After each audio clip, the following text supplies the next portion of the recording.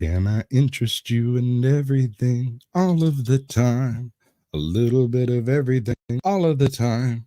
Apathy's a tragedy and boredom is a crime. A little bit of everything all of the time. It's absolutely absurd. You are having trouble streaming to your destination. Blah, blah, blah, blah, blah. Remove it. Remove. Absolute disaster, Candy. Fine. Save changes. Whatever. Everything gets destroyed at some point in time or another.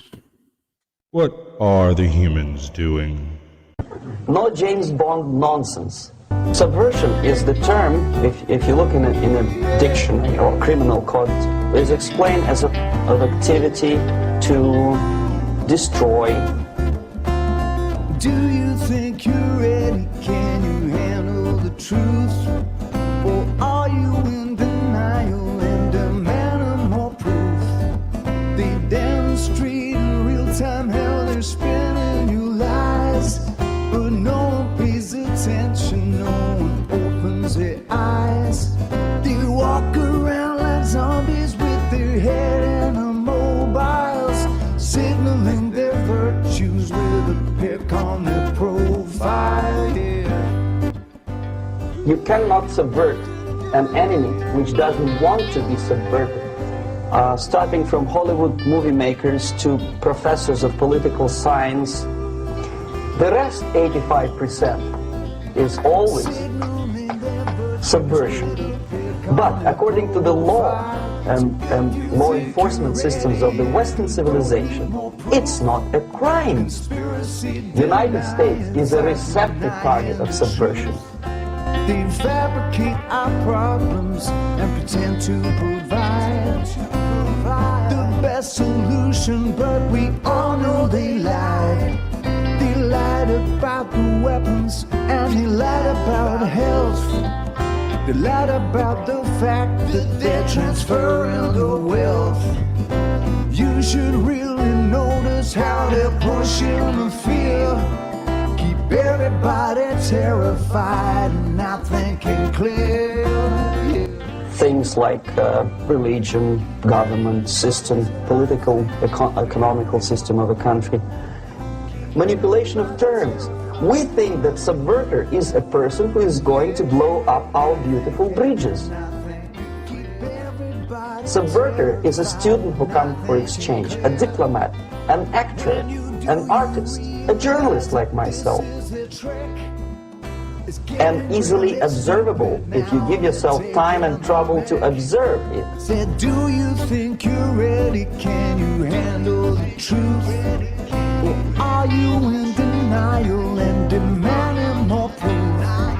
They demonstrate in real time how they're spinning you lies, but no one pays attention, no one opens their eyes. They walk around like zombies with their head in the mobiles, signaling their virtues with a pick on their profile. Means always a destructive, aggressive activity aimed to destroy the country, nation, or geographical area of your enemy.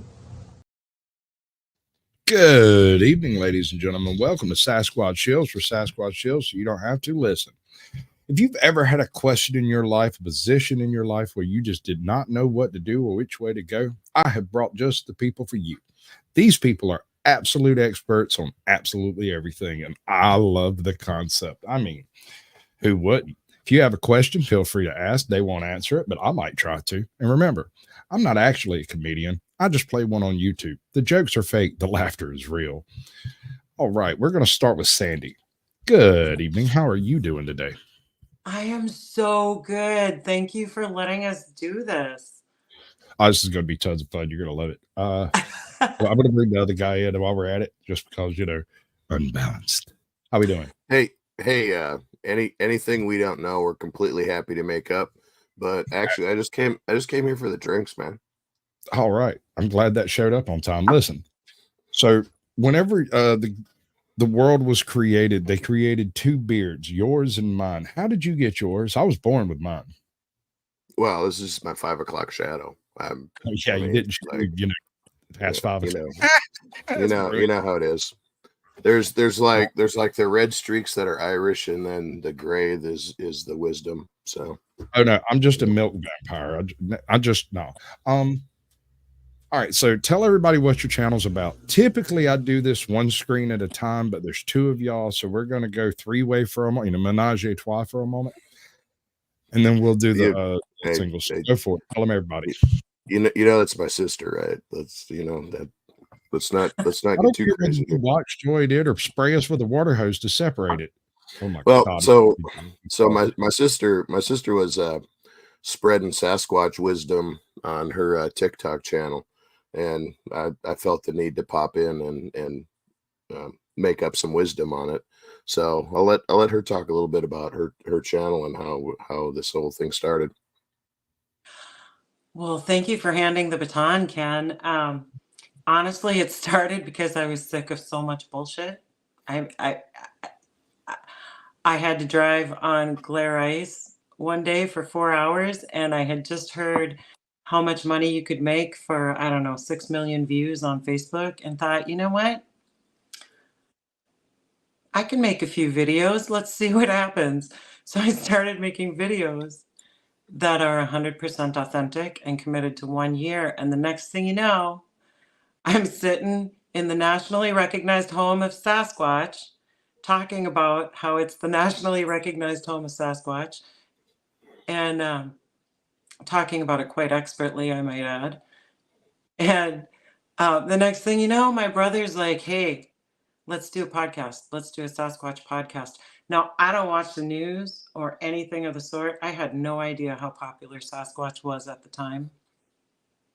Hey, I have to interrupt you there. I know I said I wasn't gonna, but you were way too authentic. So I felt the need to like bring some reality into it. So anyway, all right, carry on. The whole entire point. This is hilarious. The whole entire point of my TikTok is being 100% authentic every day, regardless of what that means. The whole point of anything I do is just to make shit up. That sounds utterly ridiculous and oh, that's beautiful, babe. Completely real. Okay, I got a question for you, and whichever one has the answer, because y'all have a very unique whoever answers the loudest. That also works. We are brother and sister, so that's how it works, right? Anyway, go ahead. So you started TikTok first, her TikTok, right? Yes. Yeah. And who manages the YouTube? I manage the YouTube, but usually what we'll do is we'll make up some very expert facts and put them into a video, and she'll share them on her channel, and then I'm about 2 weeks behind in YouTube, so I gets a chance to mull over it and fine tune it. So the content on YouTube is actually much better because I clean up. I'm like, not wrong. I'm like, well, and actually, the part of it is too, as I go through it, I'm like, this would do really well with some non-photoshopped Sasquatch pictures. So I purely authentic, purely authentic, non-photoshopped, authentic pictures. All right, so here's my question. How long does she have her TikTok before you started your YouTube channel? I think it was 4 months. What was the date? She has a date. He came home to visit for the first time since like 1988, about 4 months into my TikTok channel, and we went Sasquatch hunting. I think it was 94. we went Sasquatch hunting, i.e. drinking beer up north in the woods. And then the next thing you know, we're making videos about it. Yeah, it started off with not trying to get rich or anything or build a channel. It was about, we're going to go Sasquatch hunting. So I went to the local sporting goods store, spent $1,000 or $898 or something like that, and couldn't find a compass. So my dad gave me a compass, and I was all set. So I went to my sister's place, and we dumped all that out and replaced it with beer. And then we went into the woods, and there was too many mosquitoes, so we had to quickly adjourn to the bar, and then make up a few stories, and then it just kind of proceeded from there. That's super cool, dude. I I usually was- get to my bars. I would like to point out, though, when I am in a bar, how many people told me they'd seen Sasquatch? You got to admit, though, like when we were trying to interview people, they were making it up because they heard we were going to have a world famous YouTube channel, and they just wanted to be famous with us. Well, actually, I think they wanted to get laid, but I like my story. Yeah, better. he is a stunning specimen. I imagine you do have that problem. When you go, You have to beat guys off left and right. What can I say? I bet Well, you do, that's and how- you enjoy it. that's with how- both that's- fists. That's what she Beat said. guys, That's what she dude, you said. said that out loud. Beat guys off left and right. That is beautiful, baby. You're gonna Really You're gonna- excited, aroused. you're gonna edit that part out, right? Oh yeah, no one will ever hear it except everyone that's here and everyone that's there and everyone on X, everyone on Rumble. Okay. So only That's- only the whole world, no one else, right? No one else. I won't tell Okay. another soul. can I tell a story about that first Sasquatch hunting adventure, though? Not only that, I'll give you the big screen. Awesome. So he shows up at my house, and he really did come prepared. And then he was talking about what we were going to bring water to the woods for. And I looked at him and said, what the hell do we need water for? And we literally did dump out all of his crap and just go out in the woods with our phones. We had our phones and some mosquito spray. You had mosquito spray? You kept it to yourself, didn't you? That's seriously messed up. Yes, he's I had a- brother. She left me with my 45 ACP, and she had mosquito spray. Have you ever tried to shoot a mosquito? That shit's just doesn't work very well. I've shot dragonflies on the wing. It's not it's not easy. You're from Tennessee. You're probably a better shot than I am. Georgia, probably Georgia, better. all right. So many bullets. I've seen the old black and white television shows. So All right, hold up. I What are want to we do looking at? something. I'm going to do something a little bit out of order from the way I usually do it, and it's because we have You that actually effect on have. we have that effect on people. Mhm. You hear me? You Yeah, I actually hear have episode 1. So let's do that one first. Most people don't have everything laid out quite so easy to follow, but I got a doohickey I got to do first. We remove that. Is that the I gotta- technical term? Doohickey? It's the technical thing for the doohickey I'm going to flick on. I'll tell you that much. Just as soon as I find the right button. What are we going to You would watch? not believe how much crap I have over here moving. Yeah, the people in chat already know what's fixing to happen. Here we go. Now let's see if it works. You know about cars?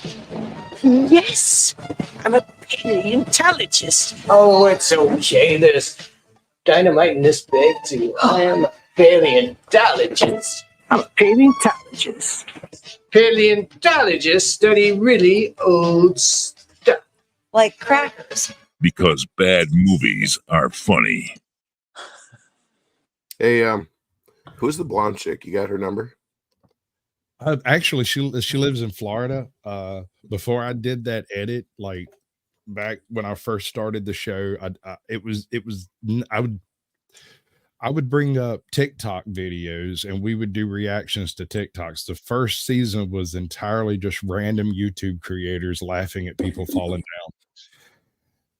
And originally it was called Sasquatch Says because of Sinatra Says, the whole channel thing he had going on at the time. I just thought it was humorous, right? And one day I was hosting DJ K Dot, and he was like, "Dude, you got it all wrong. You should be calling it Sasquatch Shills. It just rolls off the tongue." And I was like, "Oh, you're right." All right. So I got to tell you that Sandy was querying me about, do you know what shills mean? Where did this come from? So She was kind of wondering where the name came Taking from. it back. I Hey, do hey, look- who's that?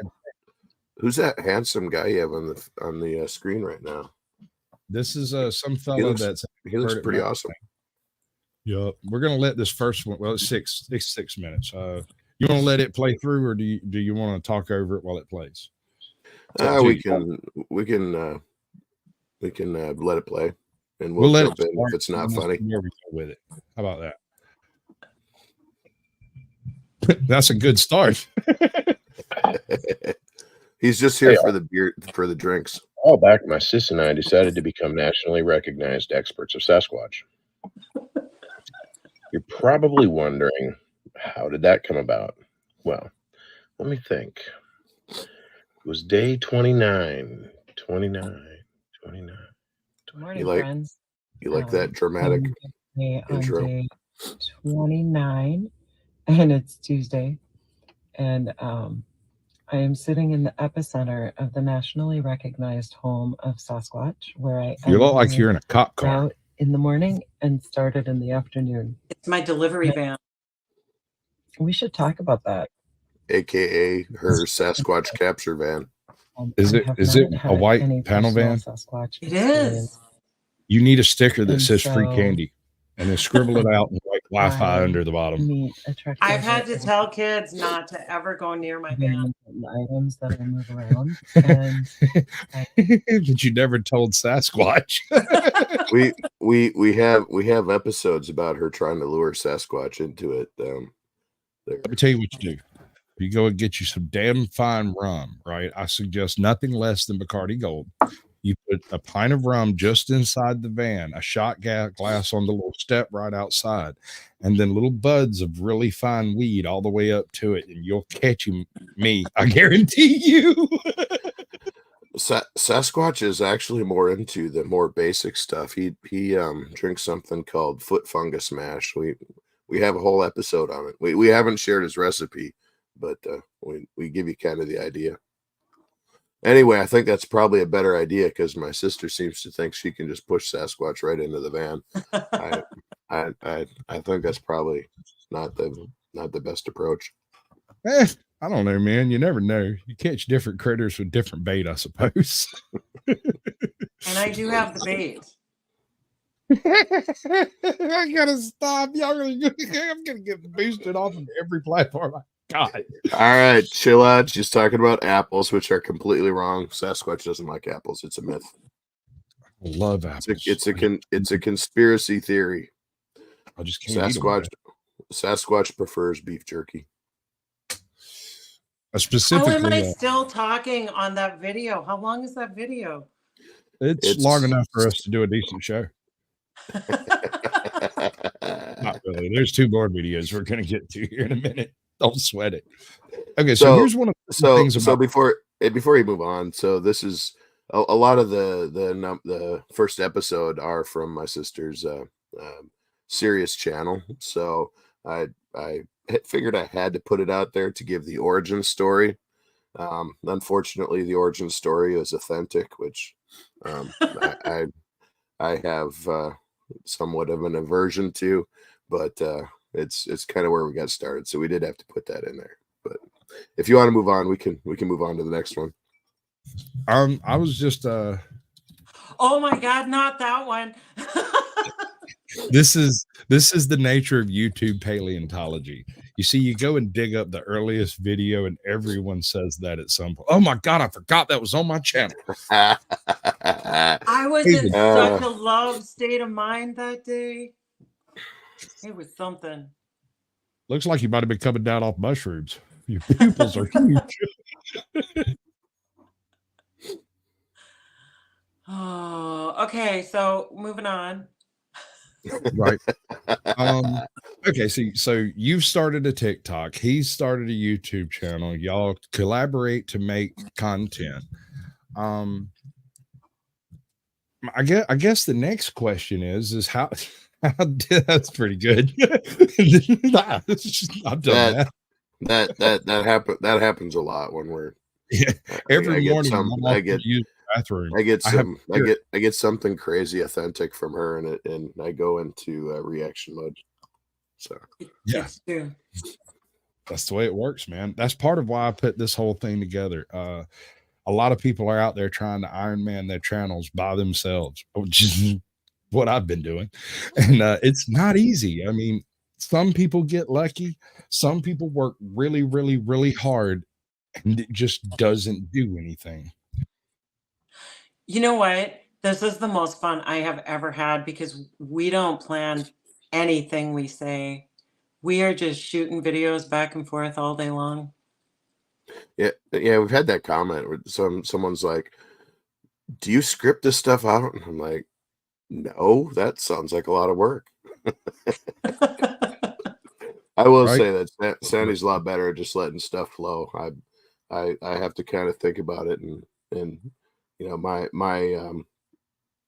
work at making up expert facts takes a bit more effort. I think hers rolls right off her tongue. I just turn on the camera and talk. I don't even know what's going to come out of my mouth.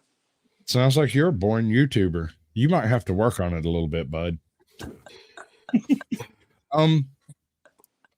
So for 5 months, and how long have you had the channel going? About We so we started doing the videos at the end of June, and we probably had 2 weeks worth of material. So we started doing the YouTube channel mid July 2023, something like that.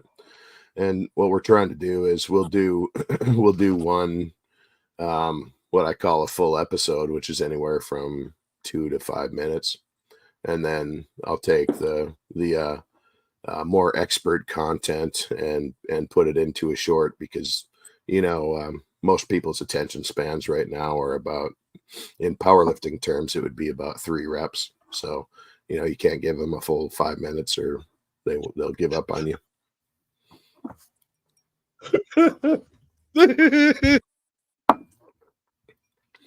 Sorry, my background is in powerlifting, so I gotta throw some of that stuff out there. this is something everyone, In case you couldn't tell from the Jolly Ripper back there. this is the most important question I'm going to ask you tonight. I will make up the most important answer unless it's one I got to toss to my sister. What did Radagast say to you when you stole his beard? He said, You don't have to answer that. He said, "You son of a bitch, that looks so much better on you." And I figured it would. And then he just gave in. Oh yeah, there was a bit of bad. I thought you meant after the fact. There was a bit of that. Ow, you bastard! Those types of things. Right. My phone is solid frozen over here. Hold up. Let's get this thing restarted. It's not going to do it. Is it kicking me out? Has my internet gone? No, we're good over here. It's just my phone. Oh, so are we going to take over your channel? Yeah, no. If it kicks me out, y'all are going to be left up here by yourselves. Oh All right. no! All right. No. It's a hostile takeover. That's fine. Hey, so many bullets. Don't worry. We'll make up some really good facts and shit. All right, so let's get in on some of that stuff. So Brandon. All right, wait, no, there's something we got to do. I'm sorry, folks, I forgot to do it. My bad. Y'all know I haven't done a Shills in a minute. So Smoking Auditor has abdicated his gold. He gets the gold, but he has abdicated the Swiss Miss. So the Swiss Miss gets the gold tonight. Though you keep putting this handsome fella on the screen. I keep getting distracted. Oh yeah, I don't blame you. And ATL Transparency News gets the bronze. Welcome in. Remember, ladies and gentlemen, there is a participation trophy if you have the best name, the best comment, or I just get bored and give it to a random person. And here's the thing about the participation trophy: you only get it until the next person beats you. Now, can anyone? I'm sorry. Can anyone beat Gak the Ripper? Come on now. That's Gak like the the best. good. That's the best name ever. That's pretty good. That is pretty good. I got it. But you're the guest tonight, and so I'm not eligible. I just hadn't considered it before. All right, I will set my trophy aside for for your You have more new important guests here. subscribers. For your adoring fans. And Ben T is demanding free van candy. I'm sorry, man. All we got's bourbon. All I've got is some old couch candy. I'm not even sure what it's left over from. Candy. Yeah, and I got ice cubes for the bourbon, but there you go. It's the best I can do. Sorry. Okay, so let's say tomorrow, hypothetically, one of y'all do something with your combined efforts, or together y'all do something that goes viral, and you wake up the next morning and have 1 million subscribers. Does that change anything about your channel? Do you look for sponsors? Do you look for what do you do? Oh yeah, we're gonna totally get rich, but we're not gonna change what we're doing. We may mercenary ourselves out to products that fit our, particularly if like bourbon. If there's any bourbon sponsors, Roy Royfus, why would you Sorry. want jerky from a candy van? Well, hold on, Sandy. I jumped right all over top of you. I'm sorry. You did.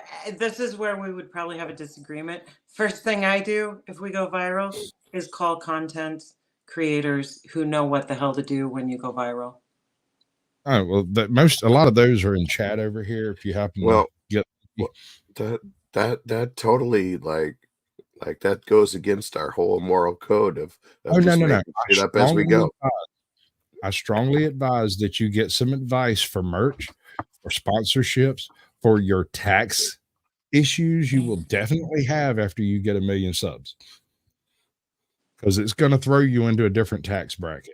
But what I was mainly asking is, would you consider going to something like a Patreon or like a Subscribe Star type setup so that people can view your content before it goes out on the public net?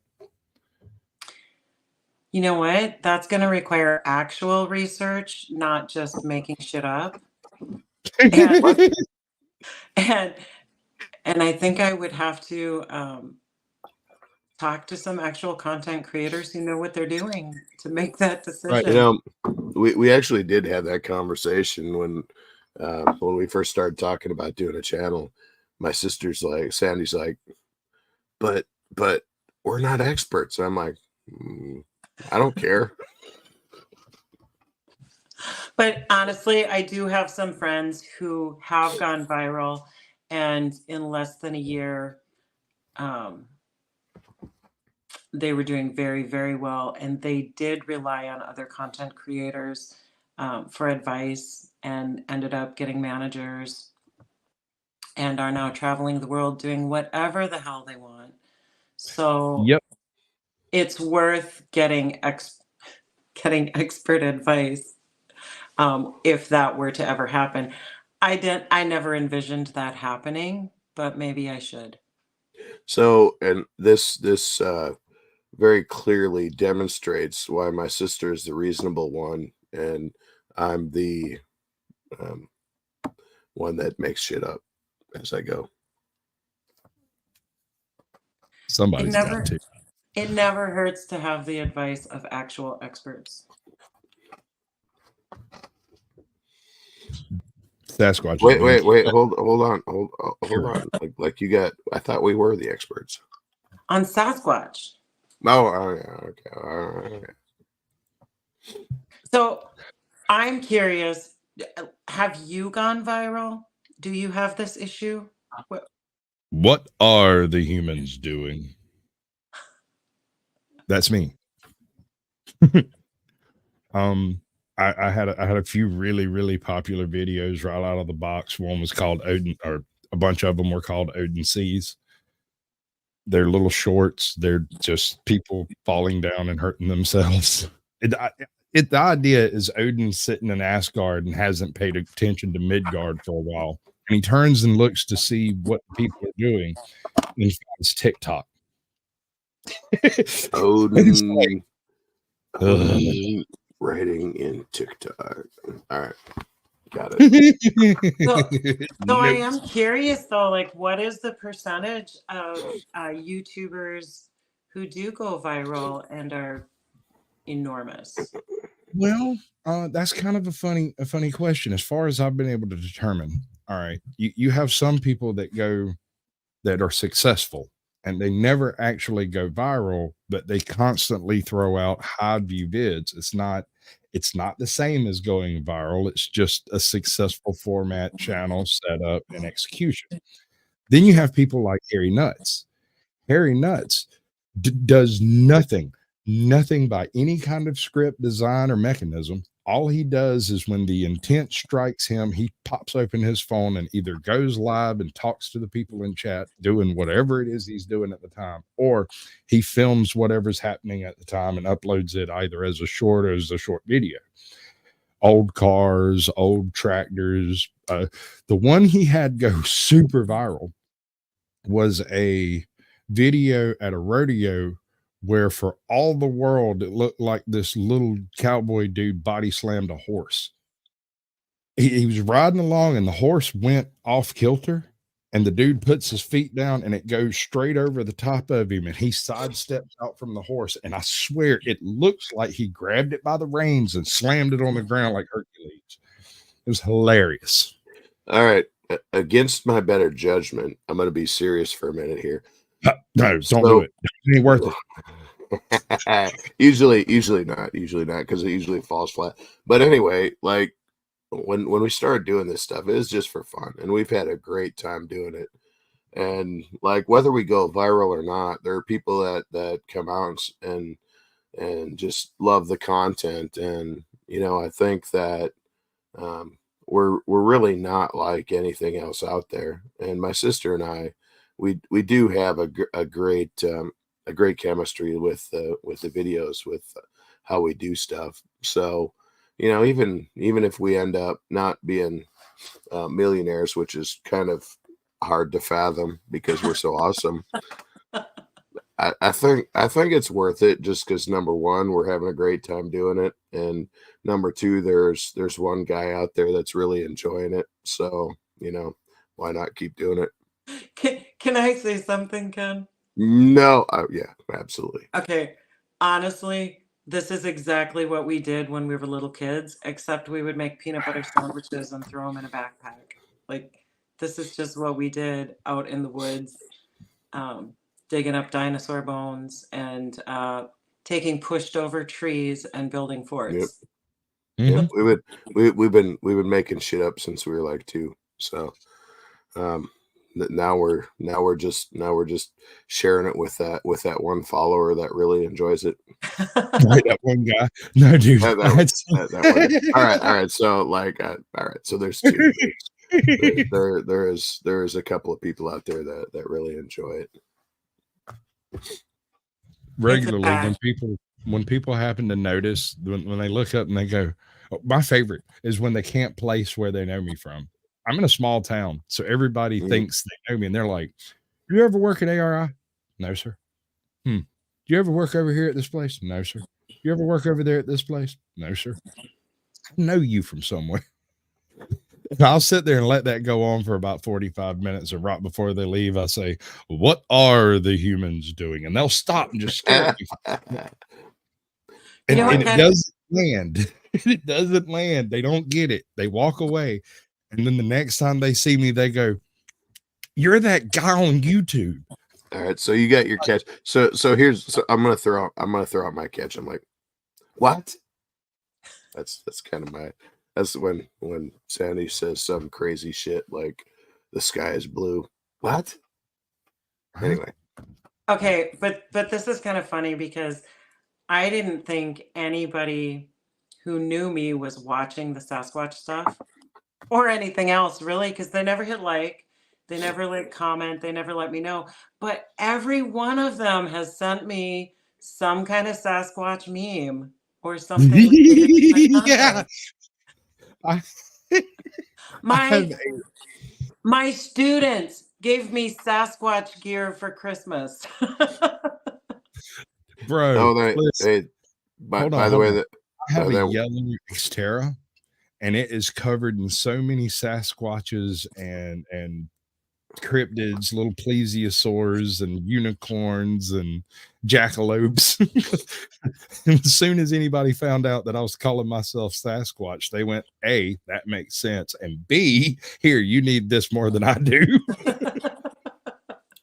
To be honest, though, Petunia is far more popular than anything I have done and anything Sasquatch related.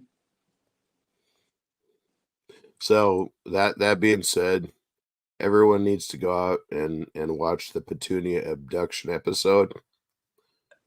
It's very dramatical. She is okay, but you should really watch that episode. Anyway, long before we ever started this, kind of a similar thing.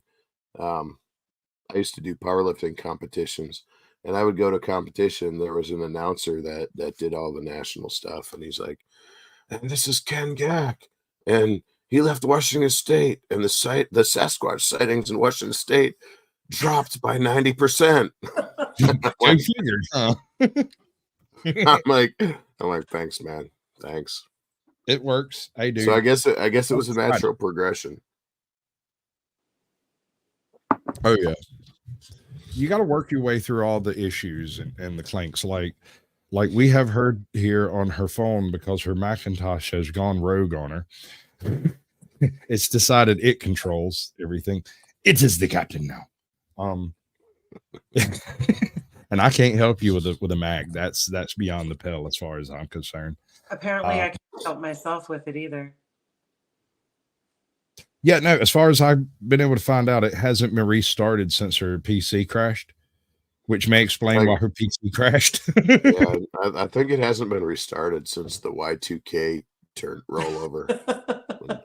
So that probably has something to do with it. It's probably the Y2K bug.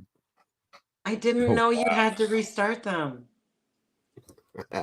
Well, Mac users don't generally realize that, but anyway. I guess I thought when you shut the lid or whatever you call it, I guess I just puts it to sleep. Yeah, well, I guess I thought that was good enough. Now I know. At some point, and not, I don't know how hard Mac is on updates. I've never updated a Mac, but next restart you do, it's going to be hefty, and everything will start working right, and other stuff will start working wrong. You may have to restart it a few times to get it all to giblet together. I wouldn't worry about it. You'll get, well, hold on. You'll get that little counter that says your updates will be finished in 4 years, and you'll be. But what throws me is that it does do the updates without shutting it off. I thought it tells me that. But it doesn't install the updates until it has a shutdown cycle. See now, when we go viral, the first thing I'm going to do is hire a tech guy. All right, I will say that, like, I generally try and do the same thing because I hate restarting everything, because then I gotta close down the 138. Right. Excel. Roy just got the participation trophy. He's my friend. Good luck. The game is still a foot or a hand. All right. What is that you need for a trophy? Cheers to Roy. Roy, you get a drink of bourbon. I've known him for many years. I was in his wedding. Did you divorce him? He is the one person in Minnesota she didn't divorce. Oh. Sorry. That's enough bourbon out of you, mister. All right, sorry about that. Lord, I apologize. All right. Anyway, what I was saying is, once I get my 132 Excel spreadsheets shut down, never mind. I don't even remember where I was going with that story. Dang it. Damn it, Roy. Roy, you ruined my story. He does that. It's a gift. Do you know what a group of Sasquatch are called? A confusion.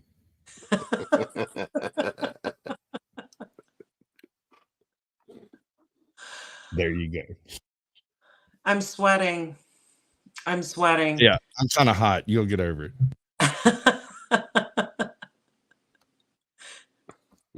This Good one, man. is I'm gonna have to remember that one. That's a good one. I'm gonna steal that. I'm gonna steal that. this is all going downhill. I'm not sure I can manage it.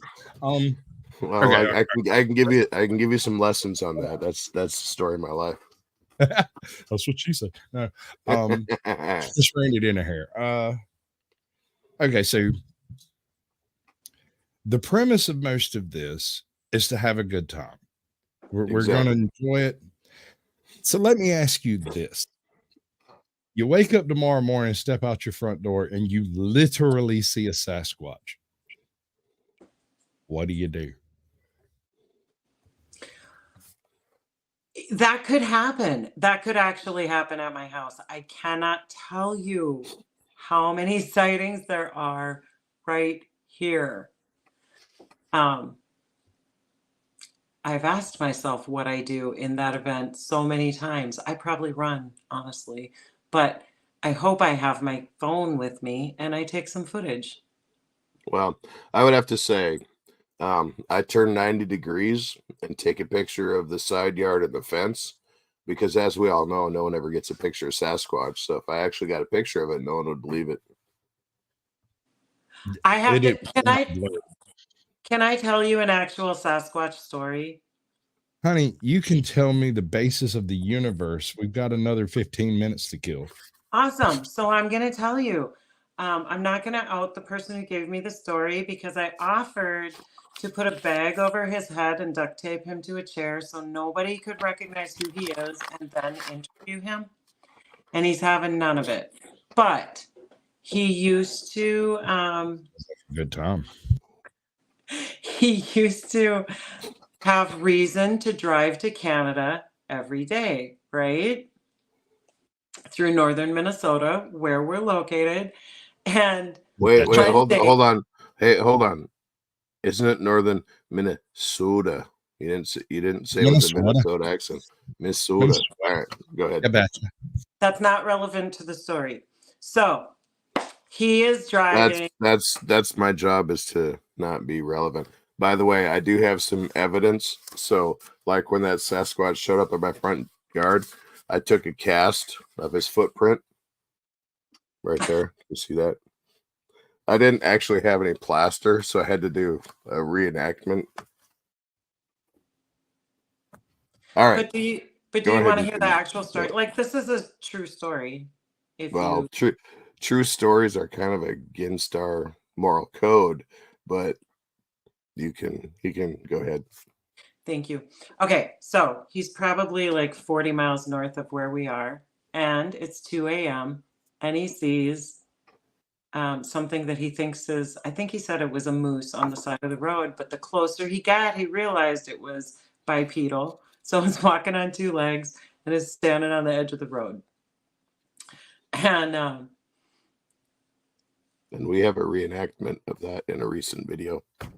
And what he says about it is, as soon as he recognized it, it turned to go away, but it was like in those cartoons, you know, the cartoons where 1 second there's a character there and the next second they've just disappeared and there's like just dust, whirlwind dust. He said it was like that. Plot thickens. So he gets to the Canadian border and he says to the Border Patrol, "You're not going to believe what I saw." And they looked at him and said, "You saw Sasquatch, didn't you?" They said, "You're not going to get through here. Please step out of the car and walk this straight line." No, actually, blow into the device. Actually, that particular Border Patrol agent had a cabin right by where the sighting was. So he was pretty familiar. I don't remember why I was telling that story now. You're welcome. Does anybody remember? No. Ladies and gentlemen, his brother and his sister, when they get together and start talking, you might not be aware of it, but they can't keep anything straight. Well, see, we don't have to, because if we get off track, we just make something up. Well, and I think part of the beauty is we're just sending videos back and forth. We're not actually having conversations. Yeah, that's true. But like when we started though, was like in the woods drinking beer, whatever, and then to the bar, and and the reason, to get serious for a minute, which he might want to mark this down because it's not going to happen again. We found that when we're going back and forth, there's just a chemistry, and the way we go back and forth is just it just works for us. Mhm. So it You know, does. Like, hold on, my sister has never admitted that I'm her brother. Not once in all of my life. If we were introduced, if she was introducing our family, she would introduce her older brother, her mother, and her father, and say I was some kid they found walking down the road. All of my life. To this day, when she introduced me to her second husband, was like, this is my brother Dan. This is this guy we found when we were younger, and that's my dad. And he just looked at me real funny. I shrugged. I was like, man, she's never admitted it, not even once. And he's like, okay, so what are you, like a cousin or something? I was like, I don't know. I mean, she's the reason I think I might have been adopted. It's just so consistent that I can't. Does she not introduce you in a loving way, or is this It's always incidental? If you would like, and like I'm really, I that's heartfelt. That's heartfelt. And the empathetic part of me says, if you want me to make up a story about her that will make her sound like terrible, I'm completely happy to do that for you. I have made up plenties of stories about her. All right, well, we can collaborate. We can collaborate. I'm pretty sure. I'm pretty sure that's an important emotional thing right there. I'm feeling your pain. Actually, the pain comes from the lamprey-like scar I have on my back from the last time she bit me. All right. So that does remind me of a story, and I'm sure I did something to deserve it. But I did too much bourbon, Ken. Too much. I did anger my sister one time to the point that she smacked me. Like, she had a good throw and a good aim, and like smacked me across the noggin with a big old rock. So I did like do I have scars too. It's true. I'm pretty sure I deserved it. Probably something to do with the BB gun wars with me and my buddies. Injury interferes with remembering exactly what it was. I was just getting ready to authentically tell everybody how proud I am of my brother, but I don't know. I don't know now. I'm proud of you. No, honestly, I have always kind of hero worshipped my brother, and I think you should, because I'm pretty awesome, and I'm good at making up shit. So hero worship is accepted. You are. I'm the better dancer of the two, though. We do have video of that. I think that if you want Squatch, if you want to have your viewers like do some kind of a poll to see which one of us is better. I'm pretty sure it's me, but we can vet that out. Well, we'll cover all of that in the after dark part. We got like another 6-7 minutes to go, and we can pull all that out. We can just completely let your hair down. We'll still be on YouTube, so not completely, but we will be able to do a little bit more shenanigans than I have allotted for the show. And that's another point. I don't know how many people are in your chat. I haven't been noticing for some reason, or maybe they're not there. Maybe they're all over here. You said you short shared mine, not yours. Anyway, yours is going to end at the end of the show, but the live stream over here will continue. So anybody lurking over there, I did drop a link. It's in there somewhere. If you can scroll back and find it. Just saying.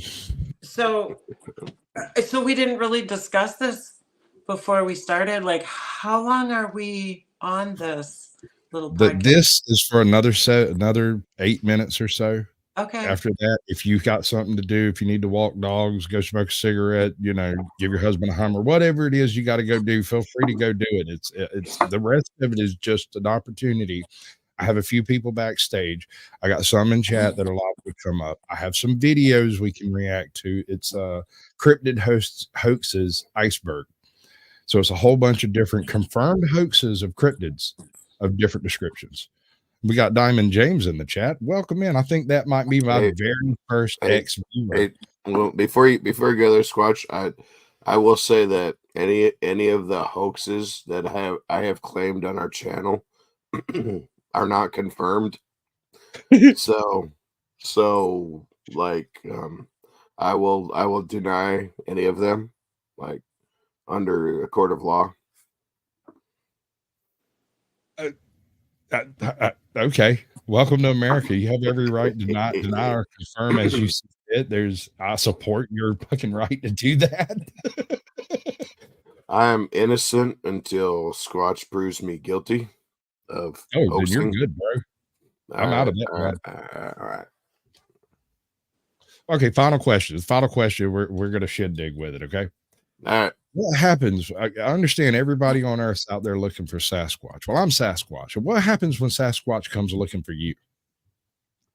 We actually have, hold on a second. So we actually have a top 5. Every Friday we do a top 5. So the top 5 things you need to know. We actually have a top 5 things that you need to do if you encounter an angry Sasquatch. And I can personally attest, based on another episode that we have, that does not work. You still get captured and you get strung up upside down and shit. So if you ever do encounter an angry Sasquatch, don't follow our top 5. It doesn't work. Yeah, I've got some news for you. We all take the 5th. My man drinks the 5th. I drank the 5th once, and then I rolled down the stairs at this bar. Fortunately, I didn't take anyone out, but it was pretty impressive because I rolled back right to my feet and I went and got another beer. Anyway, Sandy, I kind of interrupted you. That you were going to add to that. Sasquatch was looking for you. If Sasquatch, I'll let my sister continue because, like, I think I did I don't think Sasquatch wants to see us. I don't think Sasquatch is going to come looking for us. Well, We I are thought not that well, hold on. I thought that he was reading your mind and stuff, according to one of our made up episodes.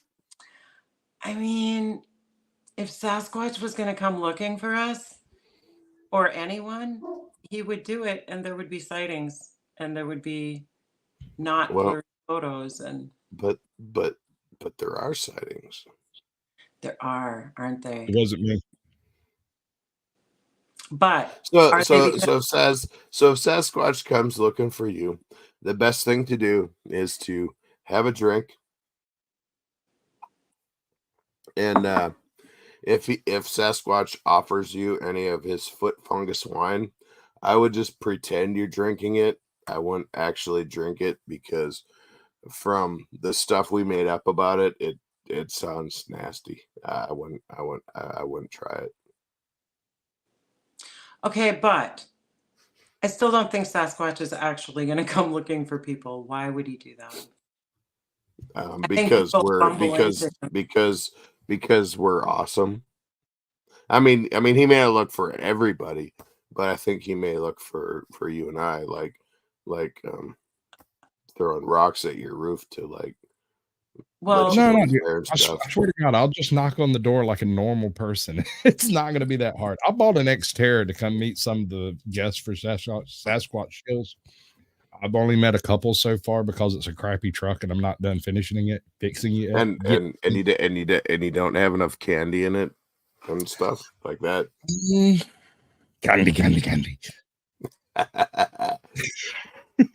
I can't keep candy. I got 2 kids and a wife. Candy's out. I don't got none. In fact, whenever I go and buy like Reese cups, I hide them in places so that they don't get scarfed up, and I give them out like rewards. Yeah, I used to, like, when our kids were young, I used to send them to bed before we made the Nestle Toll House cookies. So I do understand what you're saying there. I'm going to get down on my knees and I'm going to pray. I approve. that I find Sasquatch tomorrow on 6 Mile Road. Before things get too far off the mark.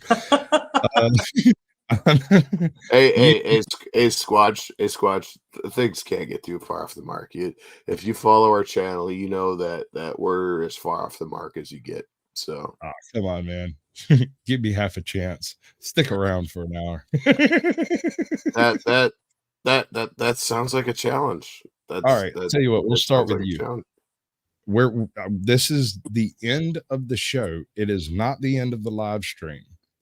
This part is for the editing, for when I upload the episode edited down. It should be complete on your channel. As soon as I turn it off, everything will be copacetic. I'll go in and edit some funny little clips in here and there, and then you're gonna edit that one part out, right? You're gonna edit that one part out. I'm gonna copy it 17 times and act like you kept repeating it. All right,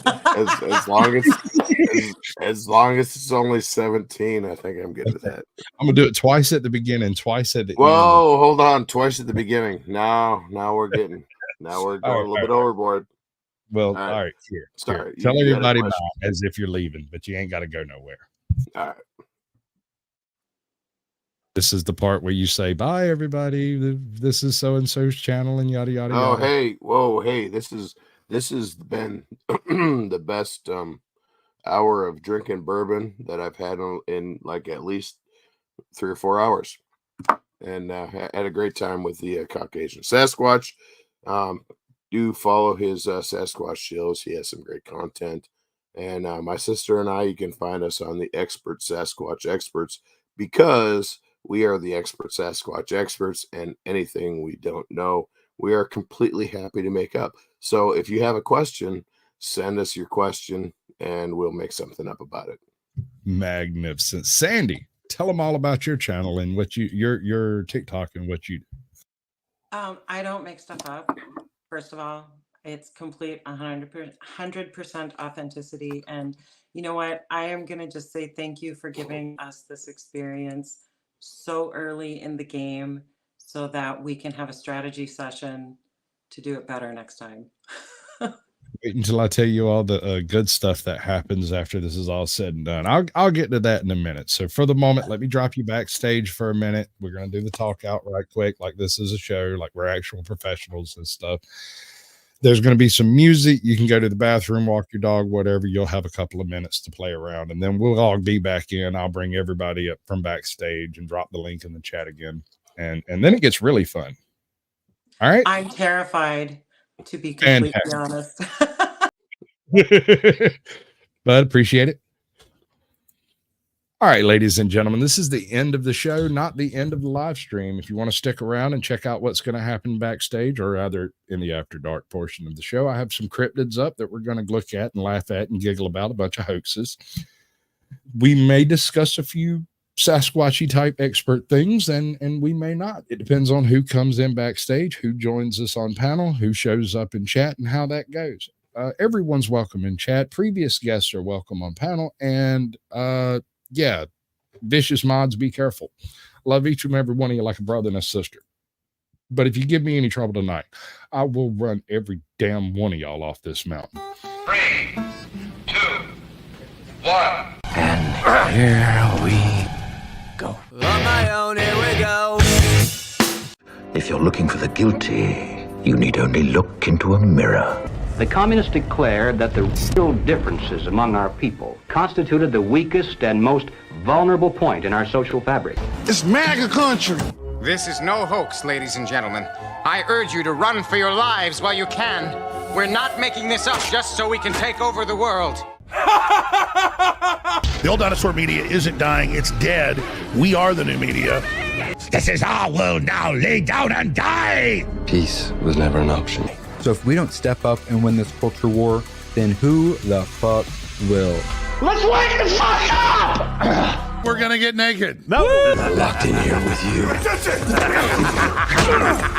You're locked in here with me. It's what you've been waiting for. Be the one we need. Do not come. I'm gonna come. global industrial complex. Yep. Uniparty. Do I really look like a guy with a plan? The point is to destroy Western civilization from within using Maoist technique. So therefore you have to vote for me. I don't know. This is probably the dumbest thing I've ever heard. Hey. Woke is Marxism, evolved to attack the West.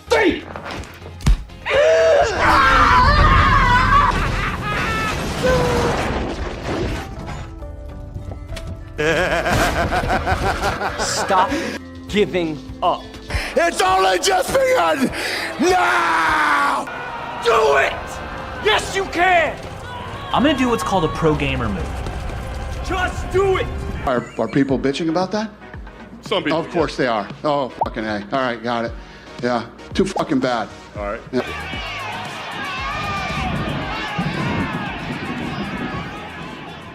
Any far left conspiracies, to be honest with you.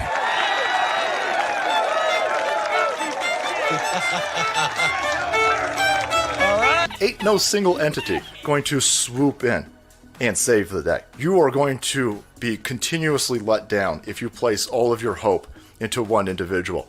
Instead, look inside and look around. We're doing this together. We all are fighting for the same thing, and we all see the same problem. It's time to stop being an NPC, get off your ass, and join the meme war. Shame! Shame! No, I don't like you.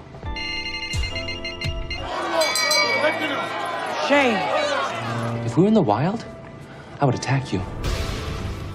I'm sick of it, man. I'm fucking sick of it. I will not do it again.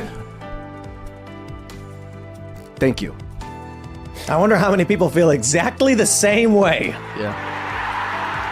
Be the beating drum at the head of the growing creative cavalry charge. Be vocal and profound in your passion for projects you enjoy. No more excuses. I've seen it. I can't even compute all of it. It's so fantastical.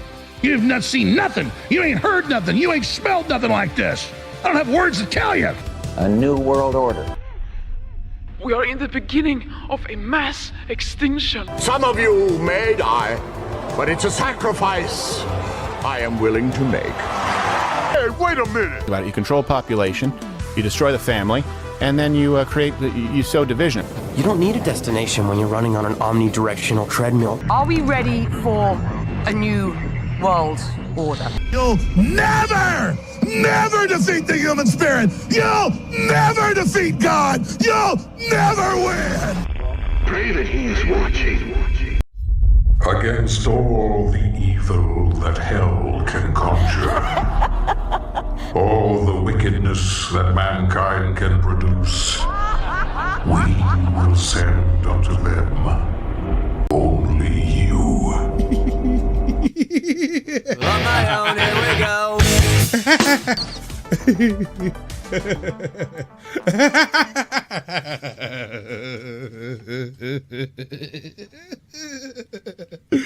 I'll do it myself. Thank you, ladies and gentlemen, for your patience. Are you good, Ken? You ready to come back up yet, or you want to maintain yourself for a minute there?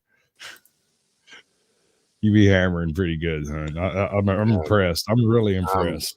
I'm hammered, yeah. But yeah, no, I see you drinking, bro. You're doing a good job at it. What's up, Joe Cool?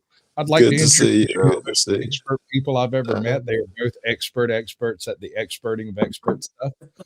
Please tell me we are experts at making up expert shit. Please tell me cryptozoology. When I got here, that was like the last word you said, and then y'all left. I cannot be lucky enough to be in a company of 3 cryptozoologists because I know Sasquatch falls into that category. Well, right, hold on. We're not cryptozoologists. We're crypto makeupologists. So, like, I think the Squatch may be a zoologist, but meaning what? Meaning, you don't mean literally. You guys do makeup and effects. No. I mean that make up stories. No, when we first started, my sister is like, we're just not expert enough. And I'm like, that don't matter. We'll just make the shit up. And like the actual cryptozoologists, I think they limit their horizons. So That's funny. That's funny. Can I say something about that? Yes, Can I you about may. that, I have So, to caution. Well, hold on. I got to caution you about my sister. She's a little bit too honest. Me, I don't have that weakness. So, but anyway, go ahead, Sandy. thank you. Thank you for the platform. When I started my TikTok channel, it was specifically for the purpose of being authentic and getting to know myself. And somewhere along the line, I started talking about all the Sasquatch sightings where I live. And so I was introduced to some actual Sasquatch hunters. And I thought maybe I was really going to do that, but it's so much more fun to make it up. Plus, it's so much work to like actually find out the actual. I bet, right? Yeah. Let's Well, see. I knew you'd love this, dude. I fucking knew it. I set a Let's see Joe it. Cool trap. I want to make sure it's what I think it is. I want to see if they're any good at it. All right, let's see. And honestly, like my sister is very authentic, and you can tell by watching our channel. She's all completely honest and stuff, and that's how it started. She would be like, she gives some really deep emotional discussions on her TikTok channel, and she would mention Sasquatch, and then I would come on and just blow it up and be like, whatever, like I'll just make shit up just to see if I can get a rise out of her. Anyway, don't tell her I said that, because she would probably lose respect for me and shit. It's just stay between us, yeah. All right, good. And the rest of the world, right? Like I understand the rest of the world And is whoever's listening, yeah. I ain't tell nobody else, just like Smokey in the projects. There oh, there's we my go. Petunia. There's my Oh Petunia. yeah, Petunia. Poor Petunia got like taken by aliens and in the Millennium Falcon, which was a very sad incident. Come on, let me hear one of these stories, Sasquatch. You know what? So you can see. Well, scroll back up there. So but if you can see there, Petunia got abducted by aliens, and like they Petunia's were the dog, Joe. Yeah, that's Look like they got that's my authentic, sister's genuine dog, right? footage too. There, I We see. do Yeah. completely Yeah, non 4G. Photoshop. That's not photoshopped at all, because I don't have Photoshop on my laptop. But that was inspired. Oh no, we got a star. It's Woofy.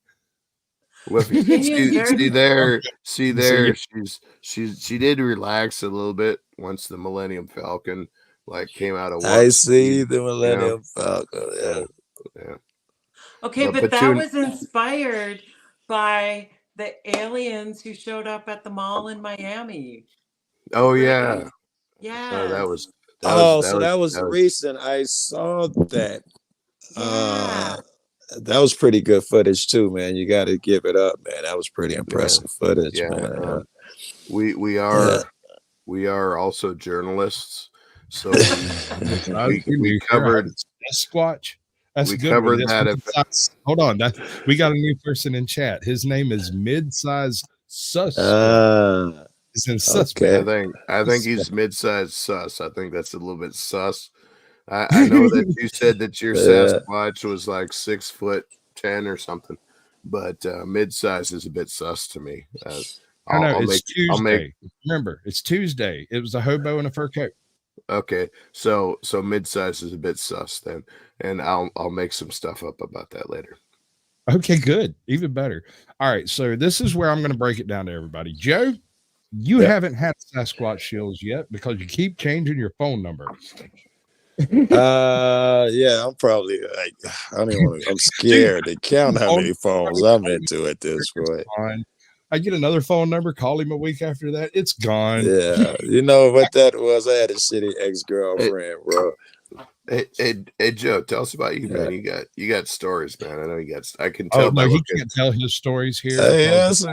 Gang activity. Well, all right. I know there's statute of limitations, so like I can tell in your eyes you got stories. So just give us the ones. That's some really good stories. I'll give you one. I was out hunting one day, Southern Illinois, and I got separated a bit, as I did a lot. And I was kind of in the thickets there. where the woods get a little woody. I was walking in the woods, and over above my head, in the teens of feet, a branch cracked, and it was a thunderous crack, meaning like, I thought the Sasquatch was up there in a tree, like something huge was up in a tree. I got two guns. I got my 16 gauge pump, and I got a 22 Ruger in the shoulder holster. And I'm scared of nothing. But it scared me, and I ran up out of there to the edge where the clearing opened, and I looked up. I was looking up the whole time. I didn't see nothing. I looked up, and over the trees, I saw a wing. I'd say about 3/4 of one wing. There was at least, I don't know, 12 feet at least. It was massive. It was massive. And I asked my old man, I was hunting with my old man, we couldn't come up with nothing to fit that. Years later, I find in Southern Illinois, the biggest hot spot where I was on the map was for thunderbirds. Yep.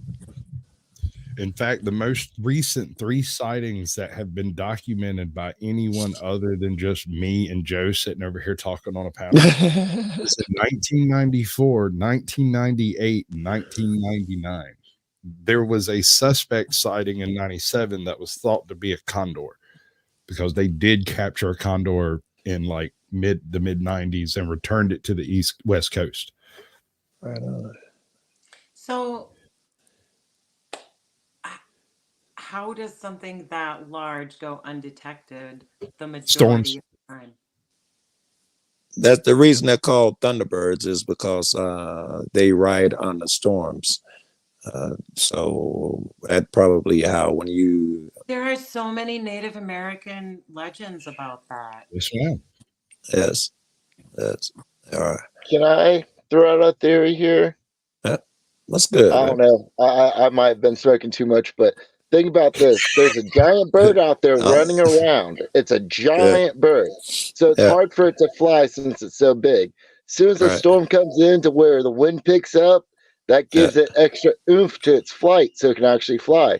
Maybe that's why the only time you can find them is during thunderstorms. Other than that, they're out there running around like dinosaurs, just eating wherever they bite. Just like chickens, but huge. Just throwing that out there. That could be the Thunderbird, and we don't know it. No, I can get on board with that. I don't have an issue with it. I want to make a point right here, though. The Thunderbird story is ubiquitous from the Inuit all the way through to the Tierra del Fuegans. They all had Thunderbird stories. There's I don't know. Well, I guess I do know what you guys believe about Bigfoot, but there's a good Bigfoot story that I read about that was in the newspapers, where the guys claimed to have killed a Bigfoot. They brought a big posse out. Perhaps Sasquatch knows better about that story. Not off the top. Good. There was a giant Sasquatch. It's in the newspapers, and a posse of, I don't know, 40, 50 people went out to kill it, and I forgot what. I don't want to make up shit. I think the 8 Canyon incident. 35 people went to the canyon to go find the things that there you go. The hunting group beforehand. They spent 2 days terrified in the cabin. Finally escaped. When they got to town, they tell everybody about it. The guys are like, bullshit. They load up for bear and go out there, only to have trees and rocks and shit thrown at them. They have to spend the night locally. All 30 people out there hunting end up sitting around in a huge circle so that no one will walk out of the firelight. As soon as sun comes up, they all haul ass back to town, and nothing is ever printed about it again. That can't be the story I'm talking about, though. That's the 18 incident. Hold on. This one. Okay. This one. I'm gonna look for it. I think they found them and killed them and all of that nonsense. It shouldn't be hard to fucking find. I'll Google it, but I'll leave you guys if I Google, because I'm on an iPhone and they're shitty. If I remember right, Joe, the one with the stick under his head. I don't know if they had pictures of him or anything like that. All right. Well, I've got a video. I just read an article, is what I read. Well, come stay with me, come visit me, because I can take you to any room in this county, and there will be 2 or 3 people at least who have The stories. Bigfoot stories. They do, and you know what? You No. can tell the ones that are real because Very good. I'm they glad are. to hear you say that. Yeah. I'm a skeptic And there too. are I don't people. believe nobody. Well, there are people that I have never known to make things up or to exaggerate their stories. They, you know, they're just Is there regular a story people. that accompanies that one? Check Uh, that out. This is all right. So let me back this up so that I can be perfectly forthcoming with all of this. All right. Yeah, that one already is sketch suspect to me. But go ahead. Look like a big ass chimpanzee body. All right. So there are a number of attested hoaxes that have been perpetrated in not just the Sasquatch community, but the cryptid community overall. Yeah. And so you've got things like the Fiji mermaid, you've got Piltdown Man, which is largely now thought to be a hoax. You've got at least a dozen of the Sasquatch stories that are now attested as having been a hoax. And this video is a collection of art and newspaper clippings, photographs, attestments, accounts. I'm going to drop the link to this video. Some of those stories are really good. Those hoax stories and the way they found out about them, they have some really good stories. Hey Joe, I wanted to ask a question. Yep. So you talked about like branches crashing, and that's actually interesting. So, and you did mention about making shit up, and I'll make shit up for you if you want me to make up a story, I will. But beyond that, like I've heard other stories where like the crashing of branches and crackling of trees being pushed over, that is something that is heard when someone encounters a Sasquatch. So I think that's I am baffled by how some of those trees are inverted. I can't see anybody getting machinery out there to invert those trees. That is evidence of something. If you've seen them, those trees are snapped and are turned upside down and stuck back into the ground. It just seems like, wow, purposeful. Yeah. Yeah. All right. So I've actually got an account of an upside down tree, and I have no idea. It's one of those things where you hear about it, but when you see one, it has a different effect on you because you hear about it and you're like, oh yeah, somebody, maybe it was a hurricane, maybe it was a tornado, maybe. Right. But when you see one and you're like sitting there seeing the roots, I mean, a root ball sticking up. And the top of the tree is rammed into the swamp so deep that you can kick it and it won't fall over. It just and something else is like you'll see something like that and you'll walk past it and it won't register. It's like you just think it's just whatever. But when you start hearing about things that are going on, then you're like, whoa, wait a second. How did that happen? Those knocks. If I ever hear knocks, I will think Sasquatch because everybody seems to say they hear knocks. But let me ask you another question though. Like you have the sounds, you have the crackling of trees, you have the inverted trees, whatever. But the other thing that a lot of people talk about is the smell. So like when you heard the thunderbirds and stuff, and when you heard the crackling and stuff, did you smell anything? Did you like? I can. No smell, and the forest wouldn't have been thick enough for all that. It was thick as fuck, but I assume if something had a smell, it'd be swampy forest. No, I'm talking about different type of forest. Yeah, where I wouldn't expect. It was crisp. It's early. It was super early in the morning. I'd have smelled it. Okay, that's definitely real there. Yeah, because I have a friend that was talking about it, and she talked about this trail that whenever they went down it had this smell to it, and it was just like a nasty, musty, just like death smell.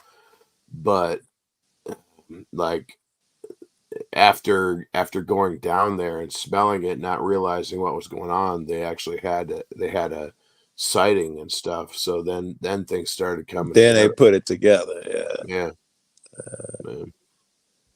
All right. I've told you my hobo in a fur coat story, right, Joe? Yeah, I'm sure but you have, but I get high a lot. You could tell it to me now would be just like telling me for the first time. Well, I'm not gonna go into it because I've already told it twice in the past 3 days, but 3 times in the past 3 days. But and we tell it appreciate again. It's an awesome story. It's an awesome story. When I got within 50 or 60 yards, but before I knew there was anything there, I noticed the most raucous smell that I can only compare to a monkey house at the zoo, spread around rotten cabbage. Hold on. Monkey house, the zoo. Rotten cabbage. All right, got it. All right. Got it. I don't mean sauerkraut. I mean like. Oh, I meant. Hold on, I missed sauerkraut. All right, got it. A surgeon's photo, which we know turned out to be a submarine and a fake head. Right. Almost all of these are either bona fide hoaxes that have evidence and proof backing it up, people who admitted to doing it or whatnot, or things that are almost certainly hoaxes, but we can't quite prove for a fact that they're hoaxes, right? Greatest hoax story, and if you could hold your hobos for a second, in recent times, was the guy who already faked one Sasquatch and got busted and decided to fake another one, and people believed him. He said he killed it. He had the carcass. He put it in the freezer and yeah, I remember that. That's a great hoax. That was in North Georgia, yeah. bro. And the first thing I did, I called a buddy of mine named Wayne McCollum. He's 6'7" and hairier than I am. And I called him. I said, "Dude, are you okay?" He said, "What?" He said, "They got a big freezer up there, just checking on you." It was great, man. They got some people to pay them and everything, and then they shipped them what turned out to be a gorilla costume and some meat or something. see if your friends need help making up stories because these hoaxes aren't panning out too well. I'm completely happy. The Hook Island. I'm happy to help people. I'm happy to help people make shit up. I see you, bud. Listen, was that explained? That I've seen that photo. It's been explained. Backstage, I need to talk to. One, you have to change your name, either to your channel name or to something that's not directly derogatory to an individual. Look at your name. Look at the name you put there. You didn't do that? All right. The second thing. If you start doing the slapping around the mic or moving around or eating, I'm going to mute you, and you can unmute yourself, but just know if it happens again, I'll mute you again and we'll move on. All right. No problem. Now, let me fix your name. I'm sorry. For you. And it is Andrew, correct? That's my first name. Yeah. That'll do. Oh, could I actually have why catching flip sides instead? I'm sorry. Could be worse. Now try speaking. Testing 1, 2, 3. Why is it when I people hear you? It's the weirdest thing. What? Testing 1, 2, 3. It's I think hilarious. it did actually exist when we were around. Either that or the carbon that made our life forms is what killed them off. Joe? Okay. Where were we? Theory. It's a theory. You were telling your story. Oh, you want to hear the story? Yeah, I was done. I don't think I've ever done this like legitimately straight up. I've always told it in a group like this. So if it doesn't bother everybody, I'm gonna all right, never mind. We'll do it this way here. All right.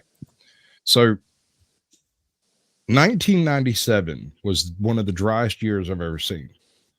We had a drought that went 2 months straight, and I grew up in a swamp that for the first time in my life was completely dry. If you know anything about beavers, when they see a drought coming, they will do something called a second dam. The second dam is lower than the high dam, and it is impenetrable to water. It does not let water go through. Usually a dam kind of sieves out and it leaks kind of everywhere a little bit and it lets water go. The second dam is not.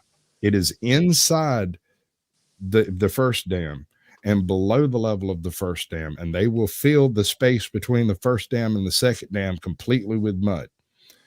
Nothing gets out. We had gotten to the point where all of the beaver ponds had second dams.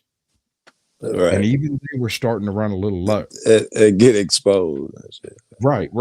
So I decided I wanted to see what was out wandering, and I grabbed me a rifle and some fishing stuff, and I went out looking, and I didn't find nothing. Wasn't nothing moving, dude. It was 114 degrees, oppressive heat.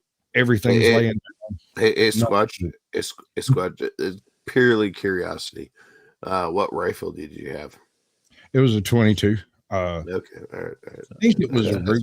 Don't quote me on that. No, that's cool. That's cool. I just wanted. I mean, because where I come up from when you say rifle, it's a Winchester 30-30. No, but I had one of those. It was a Marlin. I had a Marlin. No, it's just like, you know, culture thing. You know, Marlin do the same shit. It's got the lever action. But I have the 22 Winchester as well, the pump. So if you had was it a pump? I've seen them. Sorry, man. I didn't mean to interrupt your story. Go ahead. I have editing tools. Anyway, so are you gonna edit that part out? Good, man.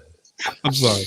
Anyway, so it's a drought. Everything's really low. And I decide after having wandered around for a couple hours trying to hunt, failing miserably, that I'd go put some of my stuff up, grab some fishing stuff, and maybe try this thing that somebody had told me about. Some of the old folks around here say there's always water in the Medlock hole. Now, the Medlock hole, from my perspective, has always been this weird spot out in the swamp where if you drop your anchor in, you don't get it back. Like, it's 12 foot deep here. It might be 15 foot deep over there. But if you drop something in a Medlock hole, you run out 60 foot of line and it don't hit the bottom. Now, for years, I had no idea what this was. In 1997, there was a drought, and I decided to walk out there and go see. After wandering around, and I went and asked my dad, I was like, so where exactly is the Medlock hole? He's over here working on his Corvette, and he leans up and just points and then goes back to what he's doing. I've lived there my whole life. If that's not close enough, I won't be able to find it no way, right? So I just kind of head out in that general direction with my little pack on and a couple of little things of jerky, and I'm just going to go that way until I find something. Now, we have something of a signpost to let me know when we found it. There are these massive cypress trees in the area that usually you only see the tops of. So I figured I'd wander around out there till I found that patch of cypress trees. Would you please? Why is it doing this? Just stop. Anyway, my phone just decided it was going to blast my ear out for no explicable reason. Good God, that hurt. Anyway, so I walked out in that direction. There's oak trees. There's pine trees on high spots. The oak trees are pretty much everywhere here and there. Anywhere it's shallow enough for some stuff to grow. Yeah, exactly. It's an old limes thing. So I get out to where the cypresses start up, and there's like 3 huge ones, but there's a little patch of them that are like 20 or 30 foot tall. But the huge ones are ginormous. I don't even know how tall they are. I can't, 3 or 4 of us couldn't reach around the base of these things, but they have that tent bottom effect going on, you know? So like they're this big at the top, but they're like massive at the bottom. The creek had been reduced down to a channel approximately the size of a shoebox and was running a little deeper than a shoestring through it. And after walking back and forth across there, I was finally able to find that little bit of water that's running through. And I thought that was really weird. I was like, this place is usually billions of gallons of water, and all there is here is a little shoestring of water. You could stop it with your hand, dude. Now, there may have been another channel further on. I didn't go all the way through. I just went out to the point where I found running water and then followed it up, figuring if it's a sinkhole like I figured it was, it should run straight to the sinkhole and then run straight away from it, right? I go upstream and I come around between these two big cypress trees, and I see a guy, what appears to be wearing a jacket, like a furry jacket, drinking. And as soon as I go, hey man, you probably shouldn't be drinking that, he looks over his shoulder, and I realize homie don't got no nose. Like, it's not like it's missing, it's just never developed. It's not flat like a black man, but like not there. You know what I'm saying? It's non, it's like pugnacious. I don't know how to explain it. It's not there. And his chin sticks out farther than his beard does. His beard goes under his chin like a bootstrap, but there's a bald spot from here to here, no mustache, and a couple of little tendril barrels, little wispy Fu Manchu type whiskers hanging off the side. He has shoulder length hair and is kind of slightly peach fuzzy all the way down. Here's the catch. I could tell the difference between his fur, which wasn't fur, it was hair like you have on your arm, but much heavier, right? Yeah. And his skin. His skin was, for the most part, lighter than the fur. But on the shoulders and on the upper parts of his arms, which would be hit by sunlight, those were almost bleach blonde. I put everything together. All of a sudden, I realize I'm seeing something slightly unusual. I'm befuddled by what I'm seeing, and I'm still saying you probably shouldn't be drinking that. And I just stop. And he looks over his shoulder at me, hangs his head, stands up, and walks directly between two of the bigger cypress trees. And just on the other side of those trees, there's a little hill and about a half-acre island or so, 50 or 60 yards away. I was so flummoxed, I just stood there, let him walk away. And for another minute or two, I stood there and I looked down and I looked around. I couldn't put together what I'd just seen, but for completeness sake, I walked over to right where he had been standing, pulled one of my shoes off and put my foot in his footprint. And he might have been 11 and a half. I'm not talking about a Bigfoot. This guy was slightly larger than I was, 6'6", maybe 200 pounds tops, right? Big boy, but not absurd. It built like a European football. Right. Looked like Beckham. I gotta ask you, what do you think? You're the right person to ask. What do you think? You gotta have some fucking idea. Here's what I decided. Yeah. No. What do you think? I know what you tell motherfuckers. I want to know what you think it is. It's Feral man. On Tuesdays, it's a hobo in a fur coat. On Wednesdays, it's a Sasquatch. Because I'm still, Joe, this guy was a bikini wax away from voting for Biden. This guy could have sat down next to you in a business suit and you'd have thought he needed a little bit of a shake. You get what I'm saying? I can't say he wasn't human. He may well have been a deformed human or possibly one of those wolf boys that you hear of. He's just living feral out. No. I've got a few cousins that are almost as scary as this gentleman was, but I've never been able to verify one way or the other. However, I met two other people who described the same critter. They told me about the blonde hair. If anybody ever tells you a Sasquatch story and they bring up blonde hair, you're probably in Georgia, would be my guess. I heard one like yours, and they said the fur was willowy and thin, and you could see the skin up underneath, like it was a person up underneath the fur, and you could see it right through it in places. It was as much non-fur as fur. Right? It's just hairier than our hair. I don't have that much hair, but I've got cousins that almost do. Yeah. So, I mean, did we lose a cousin out there at some point? Perhaps. Oh, Stephen would be a pretty good analog. I'm not going to lie. Yeah, no, Oconee, Georgia does. Yeah, he's right. Well, we gonna watch any of the vets. I still would like to see one of my man's sets. We were gonna hear it. Let's bring that up. And I wonder if you're gonna do the alien one. I want to hear Sasquatch one too. All right, go ahead. This is the not that one. This Cryptoid. is one of my. This is all right. I've got a straight up cryptid video. If you'd rather go that route. Oh no, I want that. Whatever. I'm done. I have the forest cryptid Iceberg explained. It's all about the different cryptids around the world. I'm easy, bro. Whatever you think. Because I'm cheap. Geologist Luis Francois Hernan Hector Delois during a 1920 oil survey expedition Can you hear in that? Venezuela. This discovery was an alleged new species that I've never heard of, and the creature was even photographed to show evidence of the unknown primate species. The incident occurred between 1917 and 1920 near the Venezuelan-Colombian border. Delois and his crew, while resting near the Tara River, encountered two aggressive monkeys, one which he killed and photographed. Years later, French anthropologist Georges Montadon, who was his friend, discovered the photo and speculated that the creature was in fact an anthropoid ape, meaning a missing link between apes and humans because of its human-like features and lack of a tail. It was about 4 feet 5 inches tall and had 32 teeth, characteristics not typically found in New World monkeys.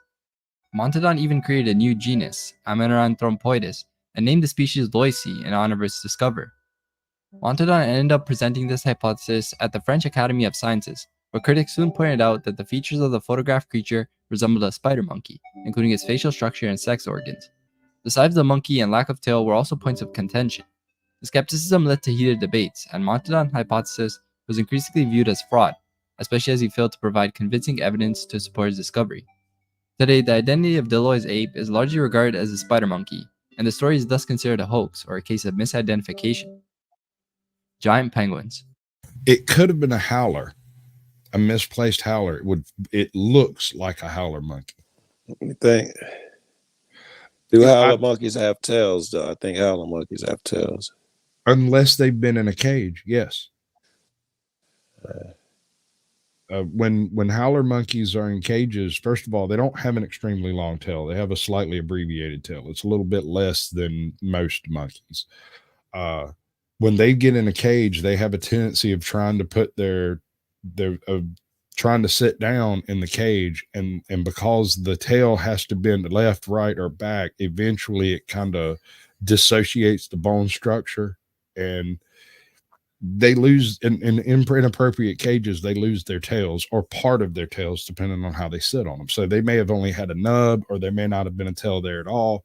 But it was relatively common up until zoos realized what was happening and adjusted how they shipped them.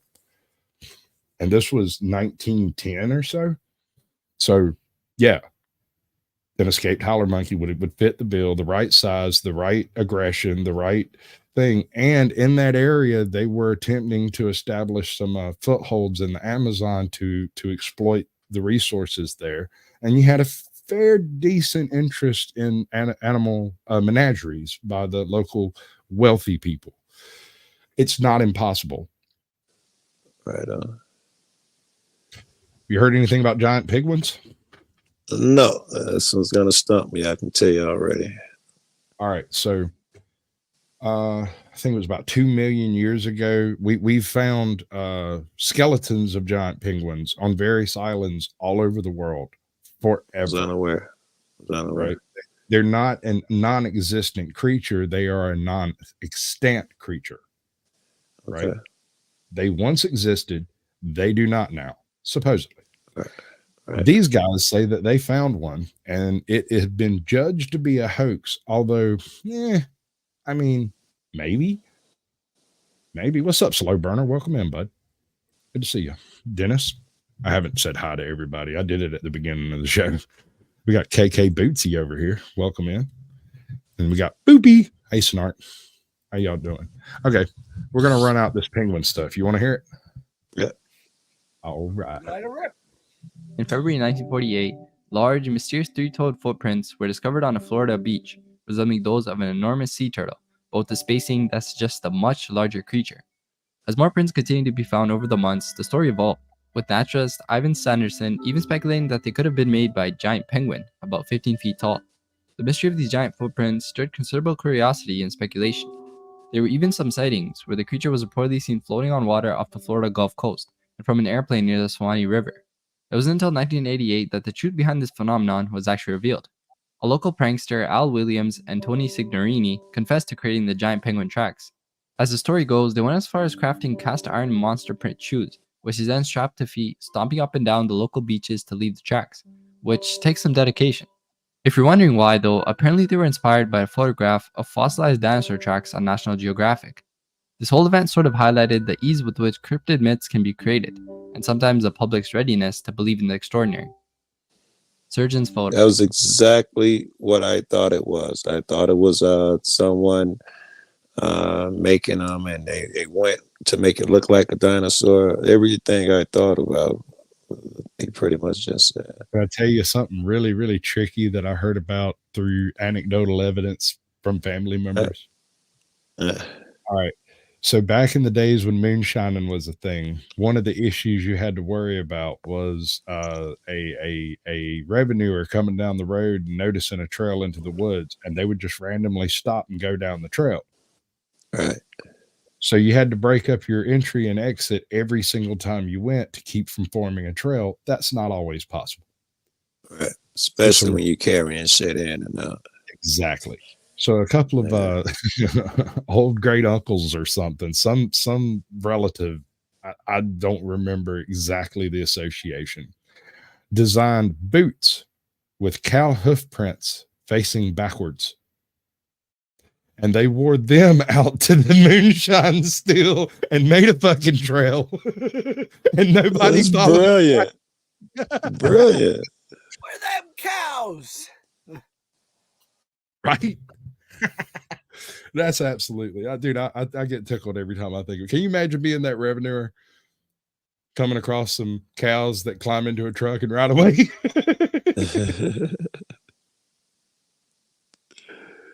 Wow. Oh yeah, this one. I remember this. Right. Okay. So what this ends up being, and I'm going to abbreviate, I'm just going to let it play through for the imagery. What this actually is at this boat that's being followed by this creature had gone through the Sargasso and had picked up a big clump of seaweed on its freaking anchor. That's what it ended up being. When you lift the anchor out of water after a couple of hours, that seaweed starts stinking to high hell. They would just lay it in the water and let it stay wet so you couldn't smell it and just not say nothing about it. And somebody took a picture of it at some point in time. And this happens relatively regularly. Anyone who's ever seen it. Now, this one's Photoshopped. This is not the same creature. That first photo is the photo of the anchor. This is a re-Photoshop of it by somebody in the mid-70s before Photoshop existed. And they released it as a new sighting, and it went viral back then, mid-80s or so. Okay. And yeah, that's why it has eyes. He put eyes on it.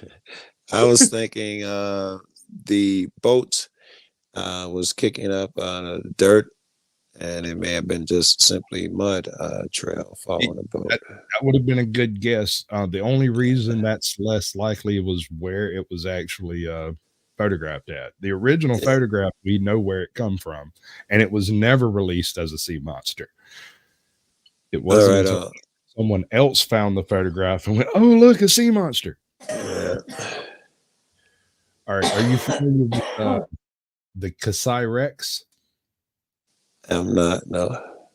Okay, this is kind of like the penguin story, but a little different. I'll let him explain it. The Kasai Rex was a claim that there was a carnivorous dinosaur living in Africa. It started when John Johnson, a Swedish plantation owner, reported a 1932 encounter in the Kasai Valley, Democratic Republic of the Congo, describing a large creature attacking a rhinoceros. He claimed it was a T-Rex-like creature, around 43 feet long, with a reddish color and black stripes, a long snout, and numerous teeth. Also, in another expedition in 1933, which was a year later, a group of hunters, including an ivory trafficker, ventured into the Kasai Valley with the aim of capturing the creature, initially believed to be a colossal crocodile. Their experience was marked by a startling encounter with what they thought to be Kasai Rex. Described seeing a reddish tail similar to an anaconda and facing a massive, aggressive creature that caused them to flee in fear. The Kasai Rex's existence remains unproven since there's not much evidence really out there. Also, there's no known Tyrannosaurus species that have ever inhabited Africa. The hoax part of this entry focuses more on the photograph of Kasai Rex. One photograph showed what appeared to be a large monitor lizard, but was actually a cutout from a nature magazine. The other depicted a Tyrannosaurus-like creature eating a rhinoceros, but was debunked as a statue placed atop the animal. The Kasai Rex's narrative also suffers from a lack of unique local names and inconsistency with African wildlife knowledge. And I think in general, it's kind of hard to believe that a dinosaur might still be alive. Ningen photo. All right. Hold up. So, there is a good story though about a dinosaur that may exist. I think it's something like out of one day or something. It's famous enough where people got a name for it. But supposedly it exists in some river in Africa, and it comes along shore. And a guy, one of these crypto hunter dudes, went and tried to hunt it one night, and he hung some meat up out of a tree and put a camera on it. And something came crashing through the trees, and they ran, and it crashed, even made even more noise, and then splashed in the water and got away. That was the best evidence I've seen. And they talked to the people around there. Nothing that big was supposed to exist. And it was knocking trees up at heights, like it was something big, not like something small, tiny. But there's still good evidence that there may be some type of there's decent evidence. Dinosaur. I'll tell you a weird one that you wouldn't expect. Do you know there are very few bears in Africa? It sounds logical. Why? Because there's tigers? No, I never heard of anybody talk about a bear in Africa. I imagine because of the mostly because of the climate. I thought bears were hugging somewhere colder. I mean, Africa's big. There's places out there, man. I mean, there are a couple of bear species. I think it's the spectacled bear, and then there's the one that eats termites. He runs around down there. And that's the only two bears in Africa. However, up near the Atlas Mountains, the kind of the Mauritania region just south of there, we're talking high Sahara over here. We're talking almost full desert, right? There's used to be something called the Atlas bear. And within the past 40 years, there have been a number of very questionable photographs of a bear type creature in that area and thousands of sightings. Like, them people are like, yeah, there's bears in the mountains, stay out of there. But like other people, there's no bears in Africa. And it's like, no. That's out there you want to. I'm not going.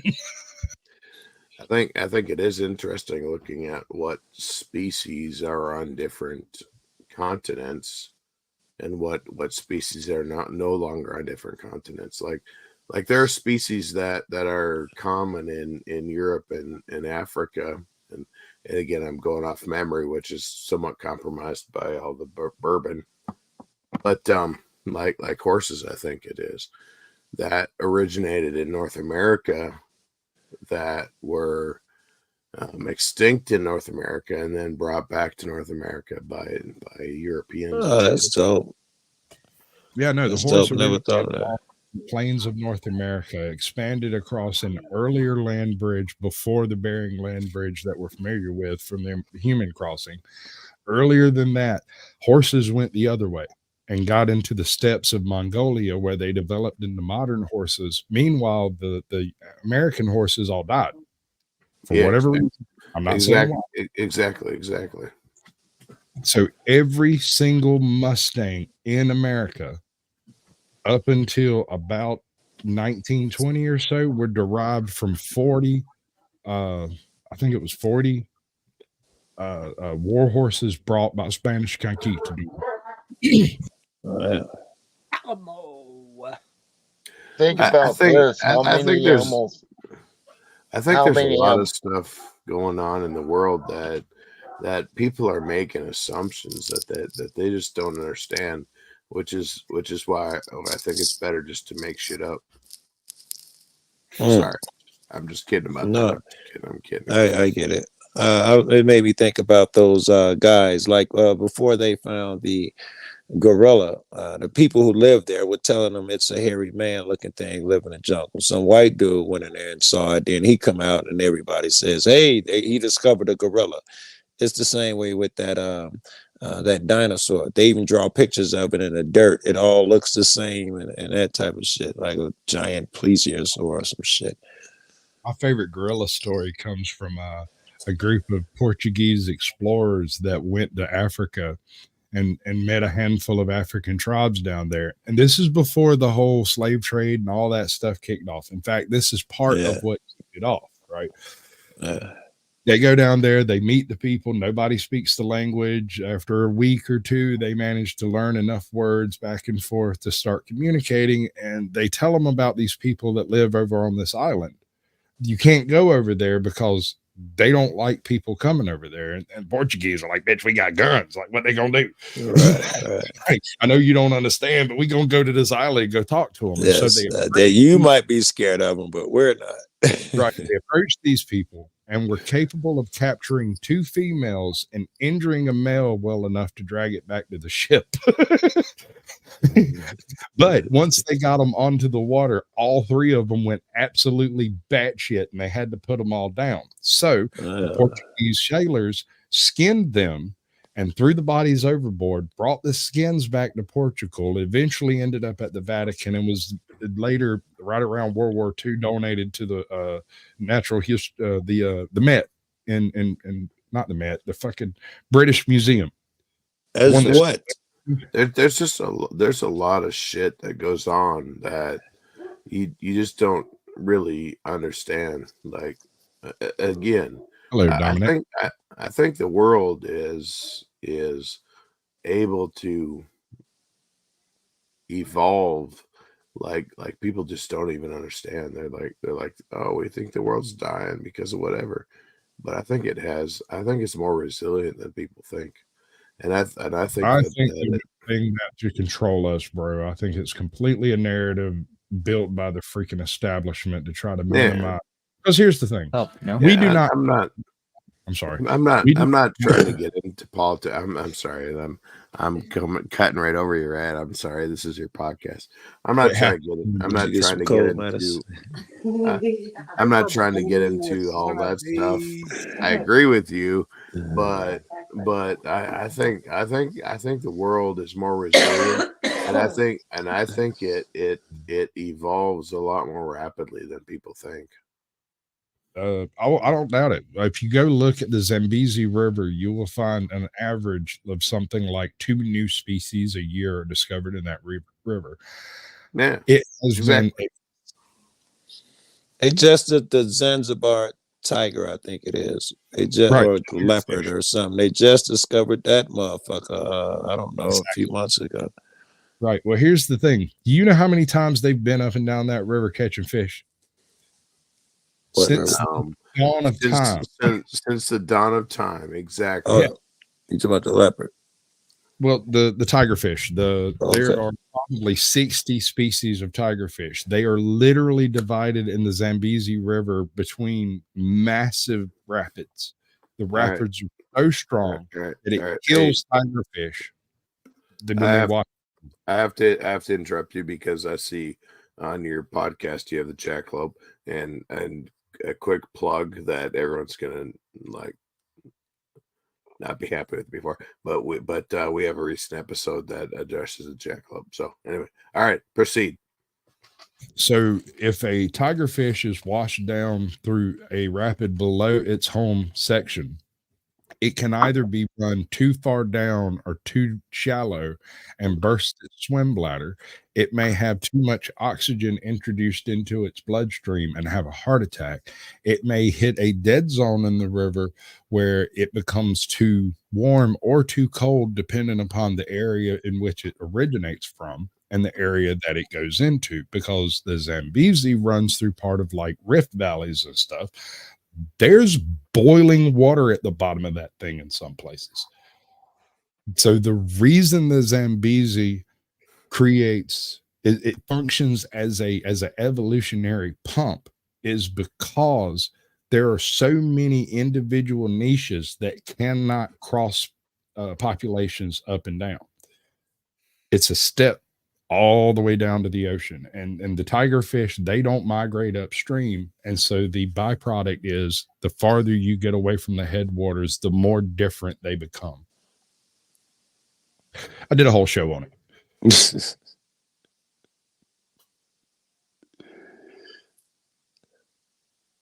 Jackalope? Anybody? Yeah, let's see the jackalope. Jackalope was kind of weak though. No one ever thought that was real, right?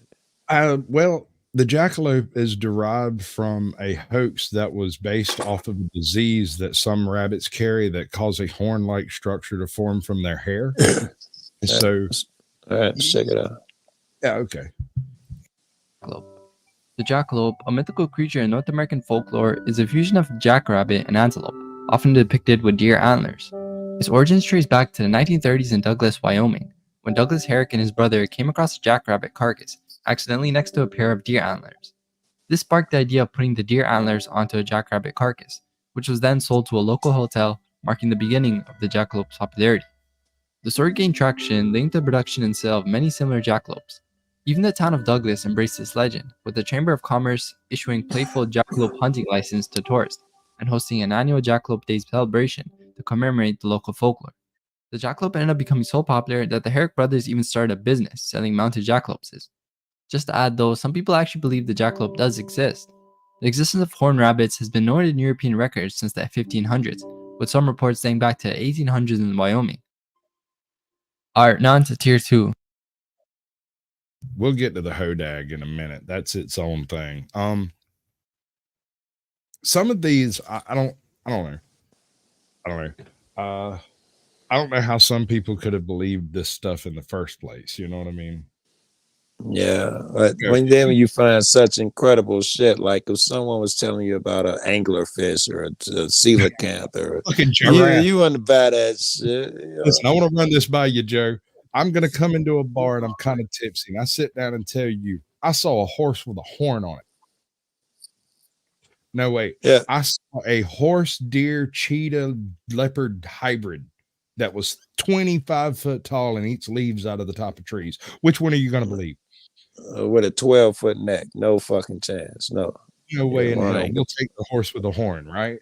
And yet the horse with a horn is a fucking myth. And these giraffe is real. God has a sense of humor. Caucasian, are you sure that it's not a bourse? Because they do have cattle in with the horses sometimes in green pastures. Okay, Drew. I like having you around, Andrew. Wait, horse and bourse? What's the B, Andrew? A bourse, okay. Horse mixed with horse. What and horse? Bovine horse. Bovine horse. Bourse, all right. Cow mixed with horse or bourse. I was just messing around, making that up. All right. Here's an answer. All right, so I'm not going to let him explain the hodag because I think I have an explanation for it. I have two, right? There are two things in extent that could possibly be mistaken for a hodag. One, there is a bona fide, no bullshit creature. This thing is real. I have seen them, called a hellbender. In the Appalachian Mountains, you can find a 6.5 foot long salamander with teeth capable of ripping your freaking feet off. The damn things are absolutely terrifying and completely non-confrontational. We're talking about a mud puppy 7 foot long. I'm not joking. I'm dead serious. A fucking salamander big enough to take your knee off. And then on the other hand, there is another critter that we have here that's a little different, but doesn't really explain it. You've heard of the Gila monster, right? The description of this thing is similar, but the environment's very different. So I don't really have an analogy there, but there are monitor lizards capable of surviving very cold temperatures, although they don't hunt in them. I mean, dear God, if you go to Florida, it's too cold, you might get killed by an iguana falling out of a tree. Yes, they don't like you. We went to parties there, and they don't like you standing under. I went to a cookout, so it was outdoors, and they was like, "Man, don't stand under that tree. Don't stand under that tree." They would shit. Massive lizards would just be up in the tree taking shits on people if you gathered under the wrong tree. Right? I always figured we should barbecue. Get out the tree. I mean, I got video. I was so excited to see the first one. I followed. They got video. Blah blah blah. By the time I left, I was taking them for granted. There's so many of them in fucking Florida. Okay, I got an iguana experience. All right, hold on. All right, when I was growing up, I worked at a movie rental store, right? For years. I worked at a movie rental store. Years before I was old enough to work, I would help like keep everything stocked up and all that stuff. As I got older, they would allow me to one of the things I had to do was take care of the Chihuahua dogs area and the freaking iguana. This iguana was about 6 foot long, had never broken his tail, and was aggressive as hell. I didn't have a problem with that. I'm good with this. Okay, that's fine. Crazy. Fuck that. Hey, it was fucking $60 a week, and I was 12. Why would I'll wrestle that summit straight down. I don't give a fuck if it's an alligator. You'd be a man. It loses tail now, right? Motherfucker going down, bro. So one day the entire crew of this place is sitting there, and they're just sitting behind the desk as soon as I walk in the door. And they look at me and they're like, "Sasquatch, we need you to do something. I will give you $150 to do this." And I'm like, "Shit, it's done. What the fuck you need?" He's like, "The iguana got into the back of the store." Now, let me explain. This is an entire local city block, maybe 500 yards by 500 yards. This store is on the corner of this block, right? The rest of this city block is like brick. You've seen every town in Georgia how it's got that brick Main Street thing going on. There's that little brick strip mall type looking area around the courthouse everywhere in Georgia. I'm sorry, I was this iguana had gotten into the rest of the abandoned facility, maybe 10,000 square feet, 3 floors high. Nobody's been in there since Sherman burnt this motherfucker. Wow.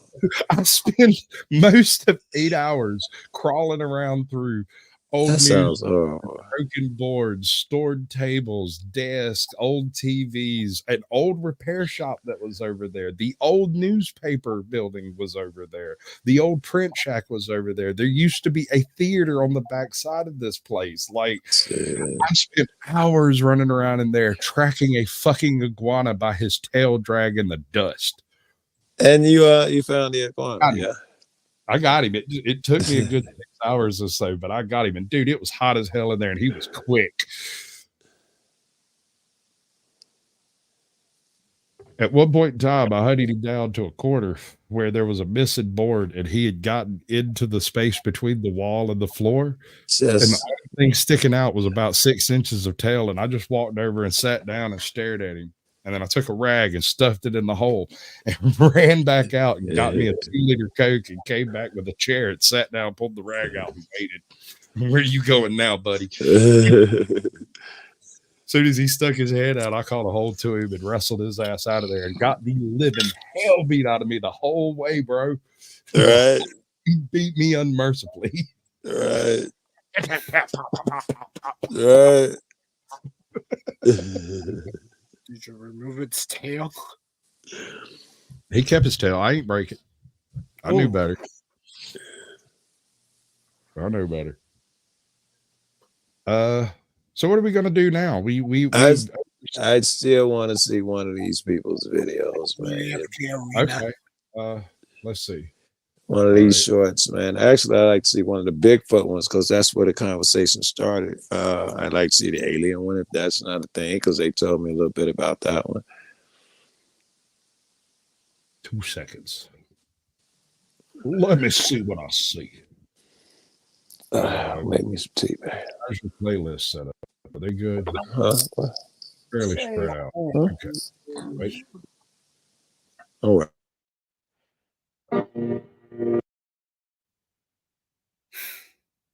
Oh wow.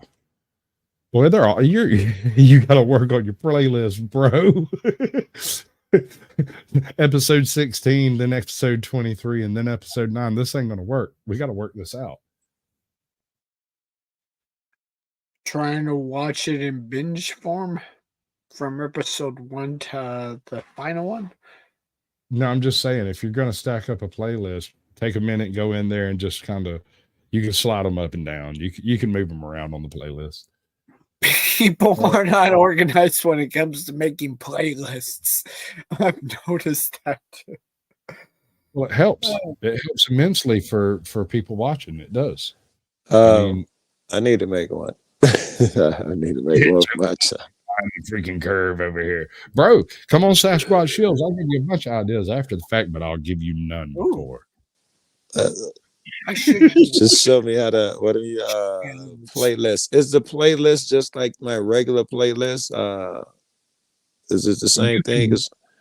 You can make a playlist on your channel, and then you can put whatever you want on it. So, if you want to go get some videos off of my channel and put them on your playlist, you just click it and put it on the playlist, but you have to create the playlist first, or the options. I got some playlists, but all my shit is private. Is if I left it public, that is what people are talking about when they say go over my channel and check out my playlist. Yes. Okay. If you make it public and name it something interesting or pertinent to your channel, people click and just let it play, and you might pick up 20% more view time total, although you might not get more views. Yeah. I'm not sure. Damn it, I meant to not tell you nothing. You're supposed to come on the show. I got some beforehand. You're gonna I want to go make some tea, man. I want to see these vids before I go do that. All right. Let me hunt up the good one. You go make some tea, dude. I'll have it ready for you. All right, yeah, man.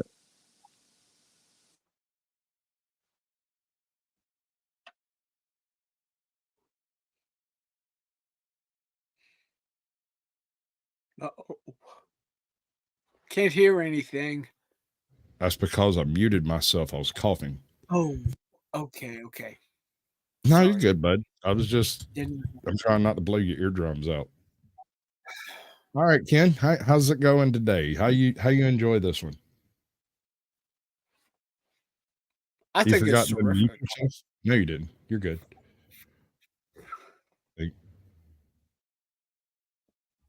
Oh, your mic has died, bro. It says you're unmuted, but I got no mic. And now you're frozen. It's excellent having you. If you got to go. If you're going to stick around. I don't have a mic. If you can figure that out, I don't know what happened to it. It says it's available, but I can't hear you. I don't know, but I'm going to get going. I'm sitting here half asleep as is. Figured I'd come up and say hi in person and bye in person to everyone real quick. I appreciate it, bro. You're welcome. I'll talk to you later about other stuff. Yup. Dang. You got my email. You got my phone number, I think. Shit. You'd be all right. Well, it makes stupid people put whiskey in the milk hole? What the hell are you talking about, dude? Sad part is if you touch salamanders, they die. They breathe through their skin. If you touch salamanders and if you have soap on your hands, it might kill them. If you have any type of oil, grease, hair care products, freaking hand lotion, mosquito spray, anything like that, you're liable to kill a salamander. But a hellbender is big enough that you can generally wrestle them and they might win. I'll tell you what. Here we go. Here what we're gonna do. Check this out. I'm sorry about the noise, Sonny. Sometimes you gotta drop out of the StreamYard and come back in, and it'll reset your mic. I don't know why it does that, but it do it sometimes. Okay, Wikipedia. Hellbender, Cryptobrachus alleganzensis, also known as the hellbender salamander, is a species of aquatic giant salamander endemic to the eastern and central United States. It is the largest salamander in North America and a member of the family Cryptobrachidae. They're just freaking enormous, dude. They're scary big, is what they are. They are the kind of big. I mean, look at these. Oh, you can't see these damn things. Hold on. I'm sorry, y'all. Take your time. Oh. These just look like salamanders to you. But wait a second. This is a baby. You generally find them in groups of like 20 or 30 when they're small like this. That's like freshly newborn. They will get huge. Freaking, like, let's see if I can see that one. Nope, it's not going to show it. I want to show the one between two guys. There's this one that was caught a few years ago, and there's two guys standing on. There's a guy standing on each side, and one of the dudes is like 6'5", and the other one's like 5'9". But the hellbender is bigger than both of them. No. We don't want that. We want to back up. What did I do wrong? Let's see. All right. 3 hours. Is what it says. I want to see if my one that works. Sometimes it won't plug in all the way in. It'll.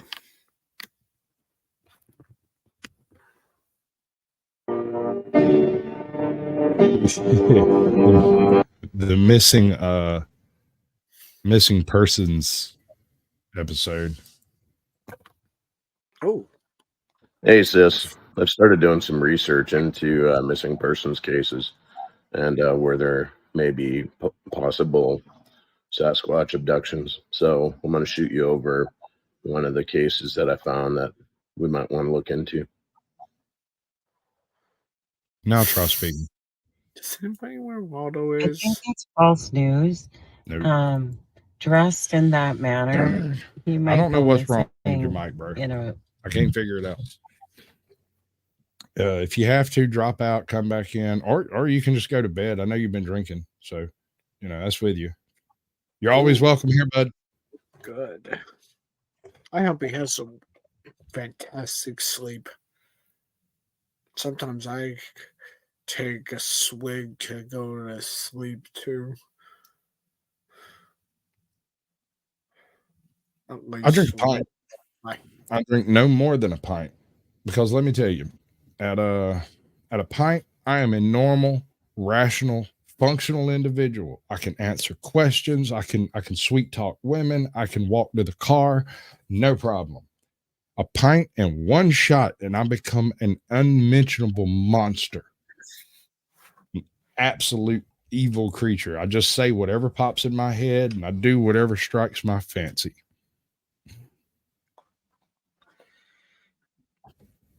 And it is not an excuse to me. I do not accept it as an excuse to be drunk and doing stupid stuff. And by the way, Gag the Ripper, that is awesome. Killer. You did an excellent job on the show tonight. That was fantastic. Your sister was magnificent. I mean, Lawless, welcome in, bud. Good to see you. There's a link up there somewhere if you're interested. I'd have y'all back separate or together anytime. If interested, send her my email or don't. That's up to y'all. Y'all figure that out. I don't get into that type of stuff. However y'all want to handle it. Like I had a talk with Tiff earlier, and apparently telling her to show her husband was something of a strange request. And I was like, no. If I'm communicating with you and you're married, feel free to show your husband anything I send you. If don't hide it by no means. That's not what we're doing here. So make it happen, Captain. Donut. Okay. Creepiest Bigfoot encounter ever.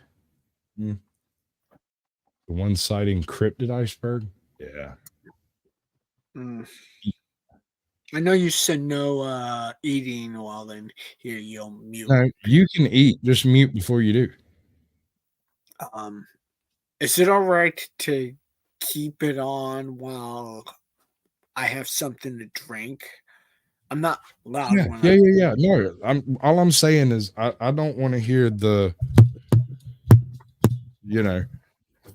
that's all. And the reason is when that gets started, it messes it up. It pretty much mutes everyone else in the conversation. And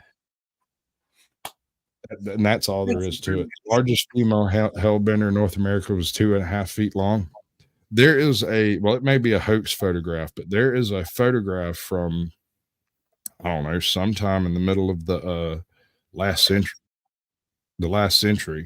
I think it came out of Ohio, if I remember right. But it's got this picture of these two guys, and one of them has a hold to the tail in one hand, and the other one has the mouth pushed closed with like his left hand, and he's got one of the feet lifted up to show how big the paw of it is.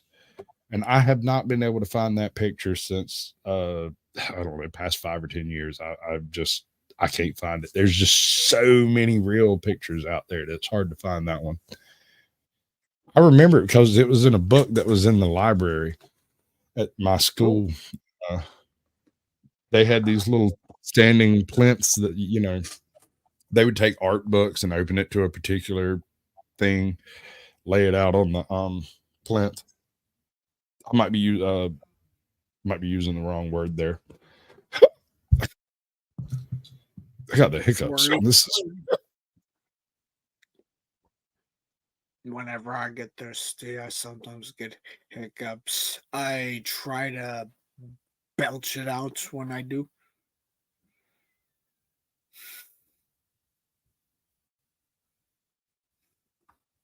And sometimes that helps. I generally don't get hiccups, but for like 2 or 3 hiccups. But they're really, really hard. So it might happen 3 times and that's it. It's over. Mm-hmm. Nope, this is what I'm after. That. And we will roll out from here in this way. Like it adapt. Right. Okay. So after looking through several playlists over here, the best way I've found to give a sample of the channel is to go through some of the shorts they've got, because they've edited them down and done some overlays and stuff. They're pretty neat. Can you see the video? Yeah. I thought this would be a good week to cover famous Sasquatch inventions. Oh, Ken, cool. We're talking about famous Bigfoot inventions. Wow. This one's not famous anymore, but it was for many, many years because it was vital to the people to use this invention. Are you ready to know? Bigfoot, Sasquatch, Yeti invented the bunny snare. You know the rabbit snare? Little bunnies hopping along, hop, hop, hop, hop, hop, and then bam, all of a sudden they're upside down in a tree, flinging back and forth. Without that, humans may have starved. Starved before we ever even got farming going. Well, I did starve once, but that's another story. I thought this would be a good week to cover famous Sasquatch inventions. And I wanted to start with the wheel. In around 9,800 BC, Gork Largenfooten did invent, however, his patent was stolen by Drog, Glotton, Wheeler, Handon, Booson, and Son, who claimed credit for the creation. And then the list was destroyed by a comet. Button Wheeler. Speak, Ken. See, folks. That's really funny. That's funny. I'm not hearing you. Hold on. Let's move you up. Let's do this. Turn off the little names so we can see people. I'm assuming you're trying to speak and I can't hear you. I don't know what We happened. can't see his mouth. I can't see his mouth. Yeah, I'm trying to remove that part so we can. If you can hear us, tilt your camera down so we can see your mouth, man. See if you actually speak. All right, are you talking? Say something, Ken. Clap at me. Yeah. No, we can hear you. We can hear you. I haven't been talking. We was wondering if we could hear you. All right, you're good. All right, we're just going through some of your shorts, bud. All right. Yeah, how Von Willerson stole Big Foodin's original patent we just watched. Dude, I love everyone. See, you found Waldo. It turns out it's also Sasquatch. Yeah, okay. Searching through cases and maybe possible Sasquatch abductions. One of the cases that I found that we might want to look into. Yes, Ken, I was aware of that. Millions upon millions of people have been looking for him. The proper way to conduct a search for Waldo, you diagram out the geographic location, assign teams to each of the grids. I tried your approach and I made a grid, and then I played tic-tac-toe. I lost. But I realized there's an easier way to find Waldo, because as we all know, X marks the spot. So we just have to look for the X. And then a world famous Sasquatch podcaster, the Caucasian Sasquatch, has asked us to be a guest on his podcast next week. Pretty sure he's heard about how expert we are and needs us to make up some facts for him. Oh, yeah? A world famous podcaster wants us to be a guest? I'm not surprised. We're experts. I'm getting right to work with snacks. We need snacks. I don't think you can share tasty treats through a live stream. Yeah, no. My sister and I will be guests on the Sasquatch Shills podcast on Tuesday, January 23rd at 8 o'clock Eastern, 5 o'clock Pacific. The link will be in the description for this video. What was that? Oh, yeah. Magic 8 Ball wanted me to remind you that you need to bring your own tasty treats. I am coming to you from Chippewa National Forest, where Petunia appeared for a harrowing 10 minutes, and all I heard was a squeal. We're all relieved that Petunia is okay, but that was an alien abduction.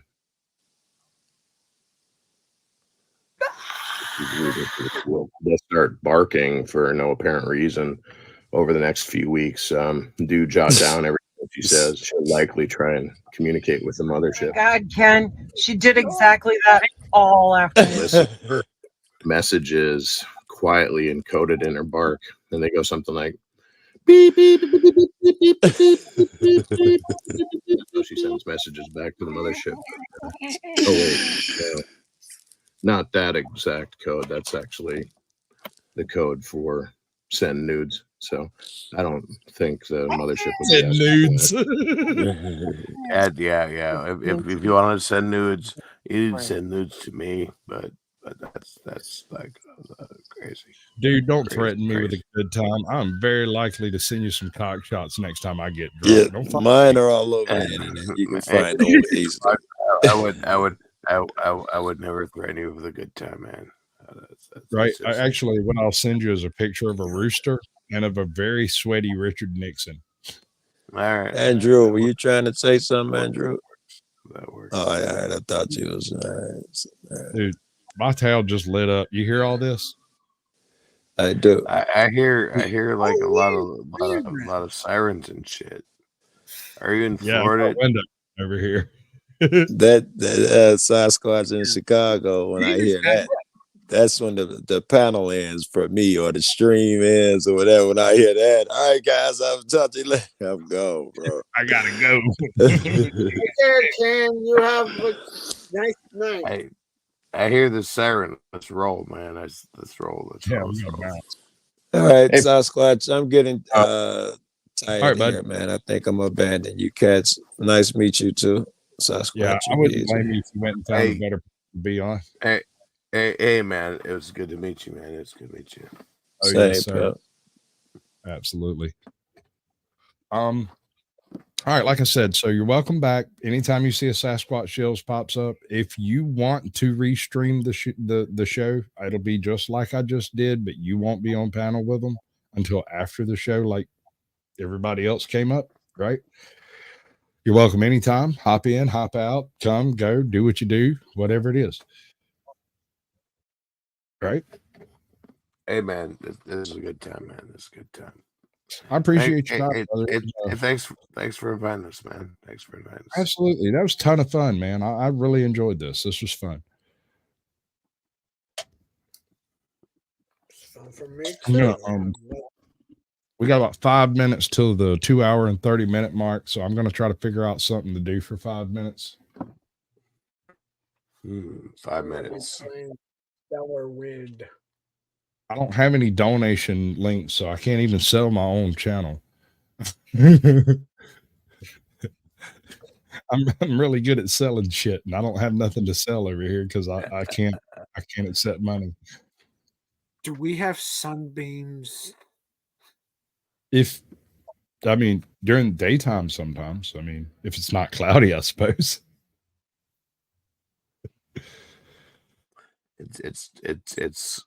It's dark as hell here. Oh yeah, dude. It's like freaking 10:30 over here. We're in the past as far as y'all are concerned. Yeah, I don't see any sunbeams at all. Ain't no sunbeams out here, bro. I guess we could do a round of You Are My Sunshine. He's just one me for. Let's see. All right. Hey, Squatch, I'm gonna roll. All right, brother. I appreciate it, man. Welcome back anytime. Like I said, I will catch you the next time, man. Absolutely, bro. Appreciate you coming. All right, I got a whole nother playlist over here I'm fixing to tinker on. We'll see if we can have something interesting occur before it's all over. It's all over. It's all over. Right? It is sometimes. Where is it at? No, that's not right. That's why I can't find it. I got it set wrong. I have way too many playlists over here. There it is. All right. Where's the one where it was? Oh, are you familiar with ultra terrestrials? Never heard of it, have you? Okay. I'm not sure if I heard that. Abduction reports. Hold on. Let's back this up. So let's say end of the 19th century, we got around 1890, just after the Civil War. And some real heavy duty thinkers started putting their mind to some of these inexplicable sightings people had been having. And they came up with a number of ideas that took into account the concept of things like the plurality of worlds and multiple dimensions, parallel dimensions, time travelers, stuff like this. If you went and read their books, you would think they were sci-fi authors, but these people were dead serious. Fast forward 50 years, people become more sedentary in their concepts of what is and is not. They become more set in the, trust science thing. And they stop looking into these older authors, these legitimate scientists who were simply trying to explain things they did not understand, like radiation. X-rays had been discovered. People were making X-rays. It was a thing that was known. Photography was a thing that was known but not fully understood. The chemical capturing of light in images was an amazing, almost magical creation. Most people thought, or a lot of people thought, that it took a small piece of the person when you took a picture, like maybe a piece of their soul or something. And so a lot of people didn't trust these technologies.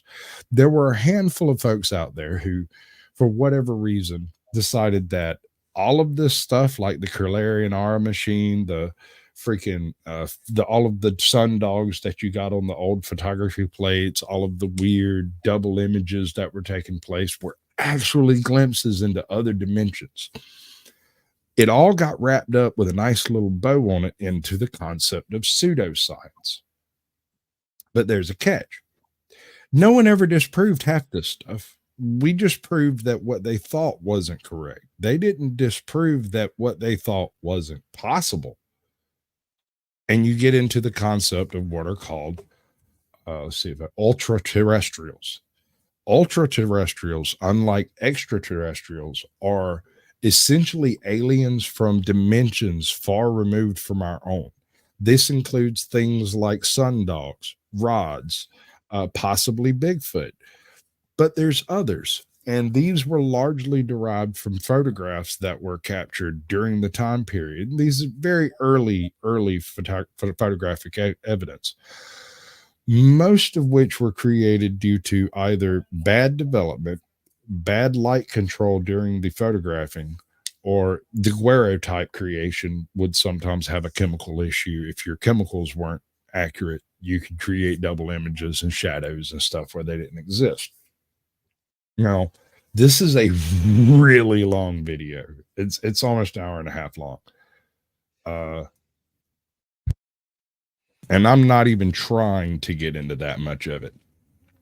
I'm going to hit play and let him explain as much as is capable of real quick. And I may pick up on this on my next Chilling with Sasquatch if anybody's interested. It might not be the type of thing we usually do. I was personally watching this video myself. I wasn't intending on doing any of it in the show, but I'm going to give it about 10 minutes and then we're going to end all of this. And I'm probably going to get something to eat because I'm starving. So yeah. This investigation is sponsored by Manta Sleep. Hey, fellow seekers, I'm Mr. Mythos. In the year 1970, the investigative journalist John Keel presented a hypothesis that he knew would come off as unhinged, laughable, and downright offensive to many. As a ufologist, someone who investigates unidentified flying objects and their associated phenomena for a living, Keel was widely respected for his intellect and grounded skepticism, and up to that point, he spent his career working to validate the extraterrestrial hypothesis, the prevailing argument that UFOs and their pilots are not from planet Earth. But things changed for Keel. As he wrote, quote, I abandoned the extraterrestrial hypothesis in 1967 when my own field investigations disclosed an astonishing overlap between psychic phenomena and UFOs. The objects and apparitions do not necessarily originate on another planet. End quote. John Keel felt that the evidence. I'm gonna play this out for a few minutes to kind of give a general concept of the evidence that was being used. The ultra-terrestrial hypothesis is from the concept of higher and lower dimensions of order, along with parallel distant dimensions that are all attached to the same timeline. Whereas a different aspect of it are alternate timeline dimensions. We're talking multiple dimensions here. This is complicated. It's not just, hey, I think they come from a parallel dimension. Not quite that simple. Evidence was strong enough that it was worth challenging the life work of his colleagues in the field, as well as the religious beliefs and spiritual experiences of his closest friends. He presented the ultra-terrestrial hypothesis, a unified catch-all explanation for paranormal phenomena. if you don't believe in UFOs, let alone magic, ghosts, or the Loch Ness Monster, this might sound like a real stretch, but hear me out. The hypothesis argues that everything's supernatural and all things paranormal, from UFO sightings, alien abductions, and cryptid encounters, to poltergeist activity, fairy kidnappings, demonic possession, and even angelic visitations. All of these anomalies and more stem from the same source, ultra-terrestrials. Let's break it down. Terrestrials means inhabitants of this earth, but ultra implies that these... What? What are the humans doing? They're going to You're get late, laundry. Barbie. I know. hear I'm you. pissed. Apparently, my town is going to hell in a bucket. They've been running sirens back and forth past my window all through the show. Really? Yeah, I don't know what the hell's going on. I'm gonna let this play for a few. Well, have you went outside and looked? I'm still here with you. How just a thought. Hey, at least they're leaving, dude. I'm down the block from the police department, the freaking emergency room, and the fire station. So anything that happens, suddenly we have 100 sirens running. But this is different. This has been going on for 30 minutes. This has me a little worried. I hope it doesn't get any things are closer. far beyond the... Do you? I hope it doesn't get any closer to you. Well, like I said, they crank up their siren and drive away. So if I wanted to do cop watching, I could go out to my front yard, sit down in a chair, and just film the exit to the police department. And I could film every cop in this freaking town 30 times a day. What's up, Anarchy TV? Welcome in, bud. Good to see you. I appreciate you coming by. I'm a little late. I know. I'm still up and doing stuff, and I don't know. I'm trying to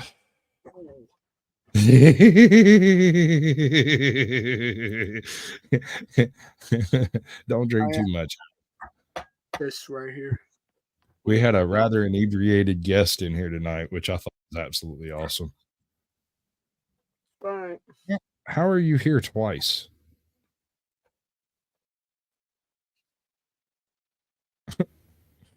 Your other self needs to get. But I don't even know how that happened because I'm on the same phone, and it just like started buffering, and then I looked down and I was like, "What did I do? How did I leave? How is that happening?" Did I do that? I don't know. Okay, hold on. Wonder if I leave, if I'll still be there. No.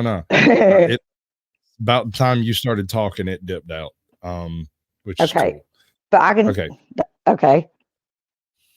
So, are you interested in the ultra-terrestrial concept, or what? The what? In the what? Ultra-terrestrial. I'm not sure if I'm familiar. Okay, so glitching. you have extraterrestrials, which are from at least this universe, right? And then you have ultra-terrestrials, which are from either parallel timelines or parallel universes or beyond the pale of this universe in some way. This would include things like poltergeists, rods, orbs, ball lightning, things that cannot be explained by the usual temper of science, beyond our veil of understanding. So an individual in 67 wanted to collect all of these tidbits that did not fit on the scientific platform and stick it into its own slot. And he called it ultra-terrestrial phenomena. And this includes things like ghosts, not goblins, because they would technically be terrestrial, but Bigfoot might not be. So Bigfoot would be in that category. Right. It could be in that category. Technically. The poltergeist, the orbs, the will-o-wisps, things like that, demons, outsiders in general, Cthulhu folk, fish people are unlikely to be from Earth, so they would fall in the ultra-terrestrial category, right? But the general Right. theory is pretty succinct. He basically lumps all of this together, everything from miraculous witness all the way through to like angelic visitation. So The nature angels would be of that. Would God be of this universe? Well, yeah, but God is separate. The literal God that created all things would not be of this universe, but would have created this universe of him Right. and the others. Okay. Okay. So technically, he would be an outsider Yeah. or an Yeah. extraterrestrial. Yeah. By definition. Yes. This would include things like Azazel, Azrael, Samuel, Lucifer. These creatures would also be beyond our ken, as it were, therefore putting them in ultra terrestrial category rather than a within extraterrestrial category. So when you're trying to explain things that are so far beyond the pale of modern science, you have to be the creator is outside. It would have to be to have created it. He would have had to have existed previous to the existence of our universe and therefore is outside, making him either, by D&D definitions, an outsider like Cthulhu or some of the other old gods, Thar and Ishtar, those critters, or an ultra-terrestrial. I've never really heard of it put like that before. I guess just because I just saw them as different entities altogether, but I never really gave them that kind of category, I guess. That's kind of cool. This, as far as I know, this guy is the first and not the only, but the first person to actually try to explain some of the more esoteric observations that have been written. And he didn't just limit himself to modern observations either. After he had put together a whole bunch of evidence from modern evidence, we're talking 67 to 69. So the evidence would have come from, the mid 40s on or so. He started looking into history to try to find something that would corroborate this evidence as well. And it was not hard. For instance, make stupid people famous. Who was the guy that was it Saul? Saul converted on the way to Jerusalem or whatever. He was on his road to hold on. Andrew, do you know? Saul became Paul. Right. Saul saw the flying shield in the sky burning like the sun next to the sun and became Paul because of what he witnessed. Right. Well, I mean, that's kind of how that works. Back then, yeah. That's so back then. I was like, back then. Well, if you look at a flame shield in the sky for more than a few minutes, you might go blind too. There, make stupid people famous. 3 heavens for you, awesome. I'm good with one. I'm not even real picky on which one they throw me in. If you throw me in hell, I gotta wait. All right, let's let this run out a little bit.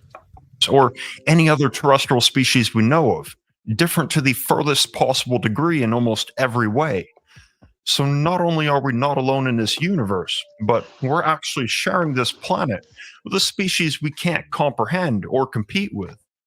According to the hypothesis, ultra-terrestrials can materialize and dematerialize themselves and alter our reality at will. Interdimensional machine elves. You ever heard of those guys? I feel I've seen them in a movie. All right, so you interdimensional machine elves.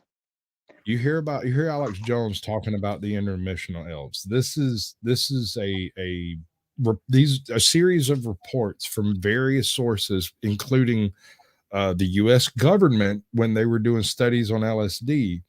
There were regular like the people that were tested during, I can't remember what it was called. It wasn't MK Ultra, it was the other one. Anyway. Montauk? No. The Montauk Project? No. Wormwood?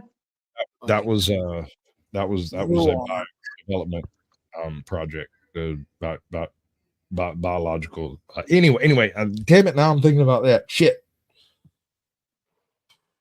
That looks like Ruar there on They did the CIA did a bunch of tests on a bunch of different people utilizing LSD as the basis for a truth serum or possibly a morality drug of some sort. DMT. Well, I'm getting to DMT. Hold on, we'll get there. When they started running these tests, what they would do is like with people, some people's knowledge, they would give them LSD, and with other people, they wouldn't tell them. But what was weird was, regardless of whether you told them or not, some of their reports were virtually identical. They talked about meeting people who knew more than they did and only noticed them after they were real fucked up, like flopping around on the floor having a seizure type fucked up.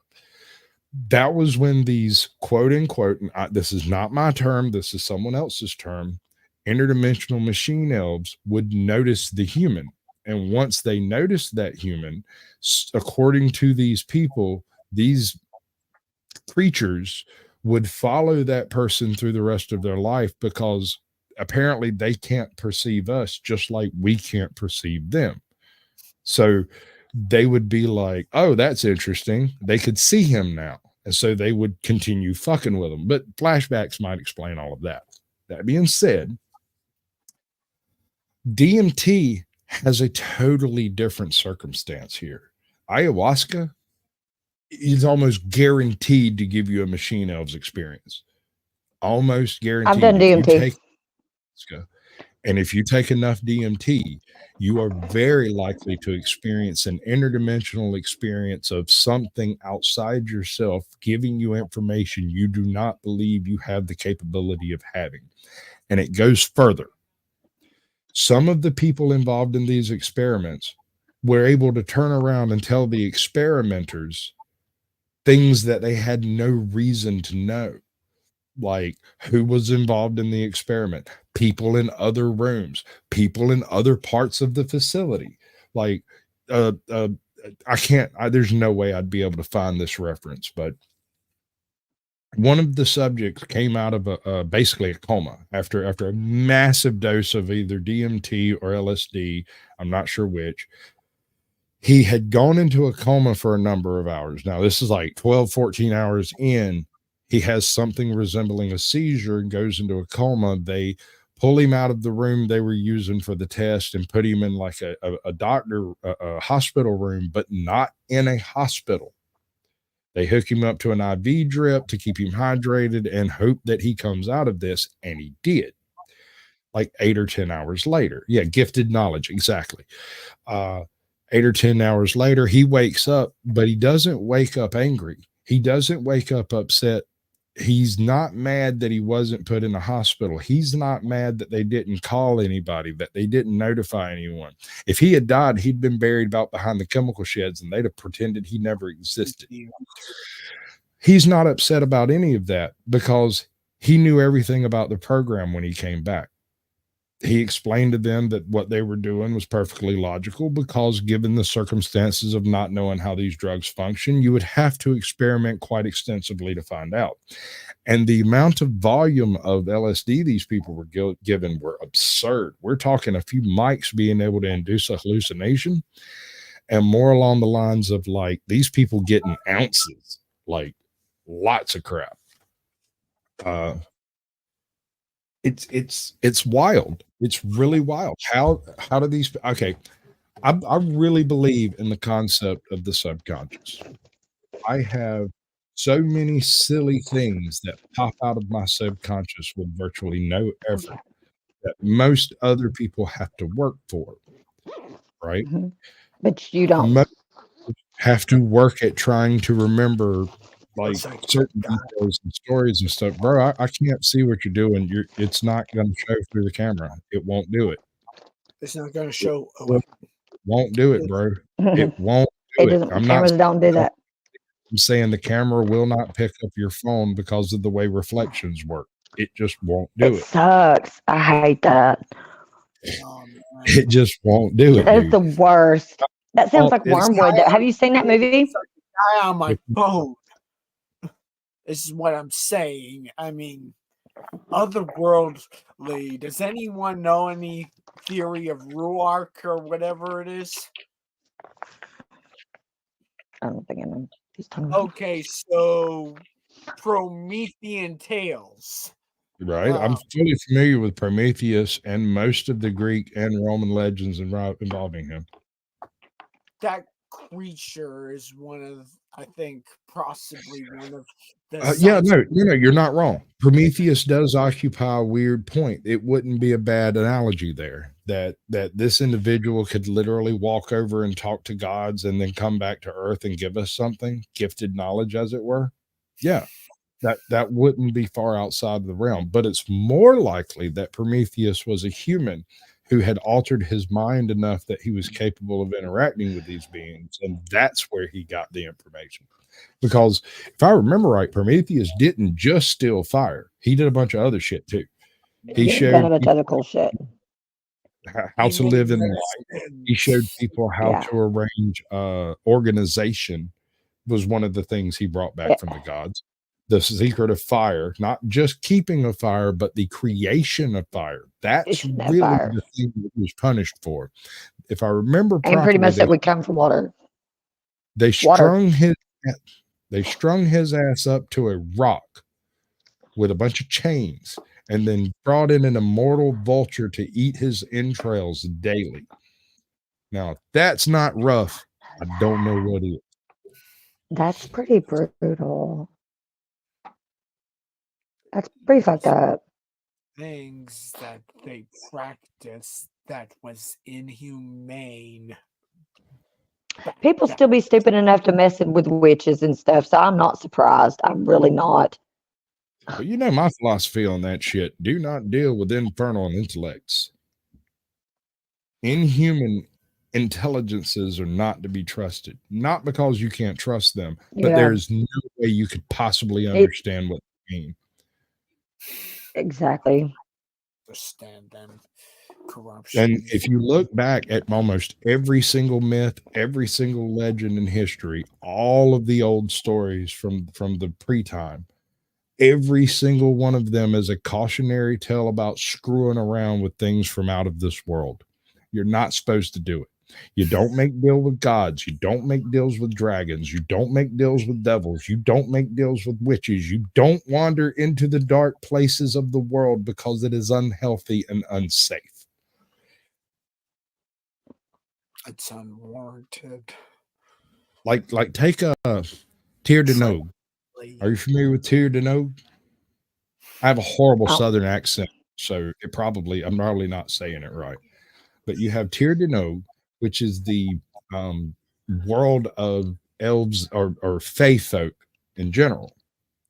Mm-hmm. There's another one that's associated with, hey, Dennis, my birthday is Groundhog's Day. You don't even know what torture is until so is my son's. Every single year on your birthday, you have to watch Groundhog's Day at least fucking once because people think it's funny. And guess what? It's his 18th birthday this year. Cool. Yeah. That's great. Yeah. I'm going to try to low key act like I don't remember that it's his 18th birthday until like the very last minute. You talking about Menzo Brandon? I got a song for that. Hold on. Wasting away again in Men's Brandon's end. Searching for a way to get out. The thing about the drow is almost all of them die of natural causes, and they consider a knife in the back to be natural causes. It's murder, though. It's perfectly natural. If somebody puts a 6-inch blade into your heart, that you will die. That is natural. There's not even in your stomach or any other vital organ. But they're drow. They don't miss. Oh, you can barely see him. You talking about your creepy ass old fucking buddy over there? Man. Yeah, man. He's the shit. Is there anybody over there in X? I mean, if I can't tell who's where from this end for What? some reason, What? it says I have 15 people. I have two people in chat talking, and I'm a little confused. Let me by see. So, Do you stream to multiple platforms? yeah, When you do that, you I stream to multiple places. do now. I have an X available that's up currently. I am trying to figure out, like, okay, so that phone that I'm talking to you on, I had figured out how to get my Streamlabs working and get it to stream to my YouTube account. Okay. But If that's about as far as I got. I do not like Streamlabs. That's why I didn't join what you sent. If you add me as a team member on your StreamYards, I can probably facilitate some of that. My experience with Streamlabs has always been negative. I'm not quite sure what it's for. It just sucks. Yeah. It's been hard for me to navigate it too. No shit. I have seen no benefit of utilizing Streamlabs over StreamYard. And I get it. StreamYard's like an old shoe, and I'd rather not freaking, change shoes, I suppose. I don't know. But I have a melon. I have a Streamlabs, Stream Elements. I have all kinds of crap that I went through trying to figure out what to do best. But StreamYards is the easiest method by which to share a panel with other people, even if it's not perfect. Even if it's not perfect, you said. Now watch this. I think the only reason I was so happy about the Streamlabs thing was the different. Well, I also had a cracked like APK for the premium, so I had like all the features that I don't have in my StreamYard. But I do think I'm able to add you to StreamYard as a team person. All that'll really do is allow me to come in and add you some little things like this. I can fuck with your banners. I'll be able to like throw a logo in there, do some covers of different descriptions, stuff like that. But you can do how you got the flames. You obviously that would be back there, but you can't fuck with that part. Right. I don't think. Yes, I can. I can do anything you can do except for change the name of the channel. I can add anything I have access to. What I can't do in some cases is remove it. You have to remove it. I'm a team member on Captain Curmudgeon's channel, and we've been chewing back and forth through that, trying to figure out, do we want to create a separate channel and just use it to do the blast radius, or how we want to handle this? And next week we're going to try something new, different. I created the show for him. It's his show. That's what I made it for, because I thought it would be a good format for him, and it seems to be working. So next week he's going to set it up. He's going to run all the background gizmos, and I am going to share stream it like you do mine, right? But the reason I'm doing it this way is because as co-creators on a show, we can only share to 3 sources. But if he sets it up, he can share to 3, and if I join, I can share to 3, and if you join, you can share to 3, and if someone else joins, they can share to 3. I think we can hit about 27 That's pretty different dang cool locations, whether it's all YouTube channels or wherever. And I recently figured out how to set up a Rumble stream, although the one tonight failed. It just didn't launch like it was supposed to for whatever. I don't know. Okay. So here's what I'm thinking about doing, and I'm going to break this down, and then we're going to go backstage. The link is pinned in the chat over here on my YouTube. If anybody wants to hop in backstage for the not on YouTube part of this, which I might twerk, you never know. Fiona Rawls did teach me to do it. I have a tattoo. I might show it. So what I'm going to do is try to set up something for Flow State that would be a Rumble exclusive, because he's already monetized on YouTube, and all he needs to do is add something exclusively to Rumble, which would be like 1 day a week. His usual stream, the same way he's doing it on YouTube, but not linking. Right. There's a few things that as a creator, I don't think he's actually thought of it. He's just been doing what he does. He's really, really good at what he does.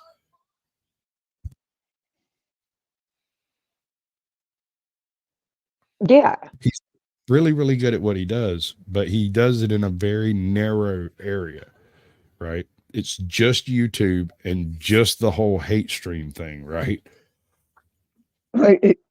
Just the whole hate stream thing, you know. What to call it? It's definitely drama based. We just lost half our viewers just now. I wonder. As soon as I mentioned Flow State, we lost half the people that were watching. We went from 20 to 11. That's exactly why I changed your name, bud. So somebody paid to have your name changed. His name is Hank, and he goes on the Flow State channel. It's fine. Anytime somebody that I'm familiar with comes on Flow State, I always warn them. Here, let me dump y'all backstage for a second and finish this crap.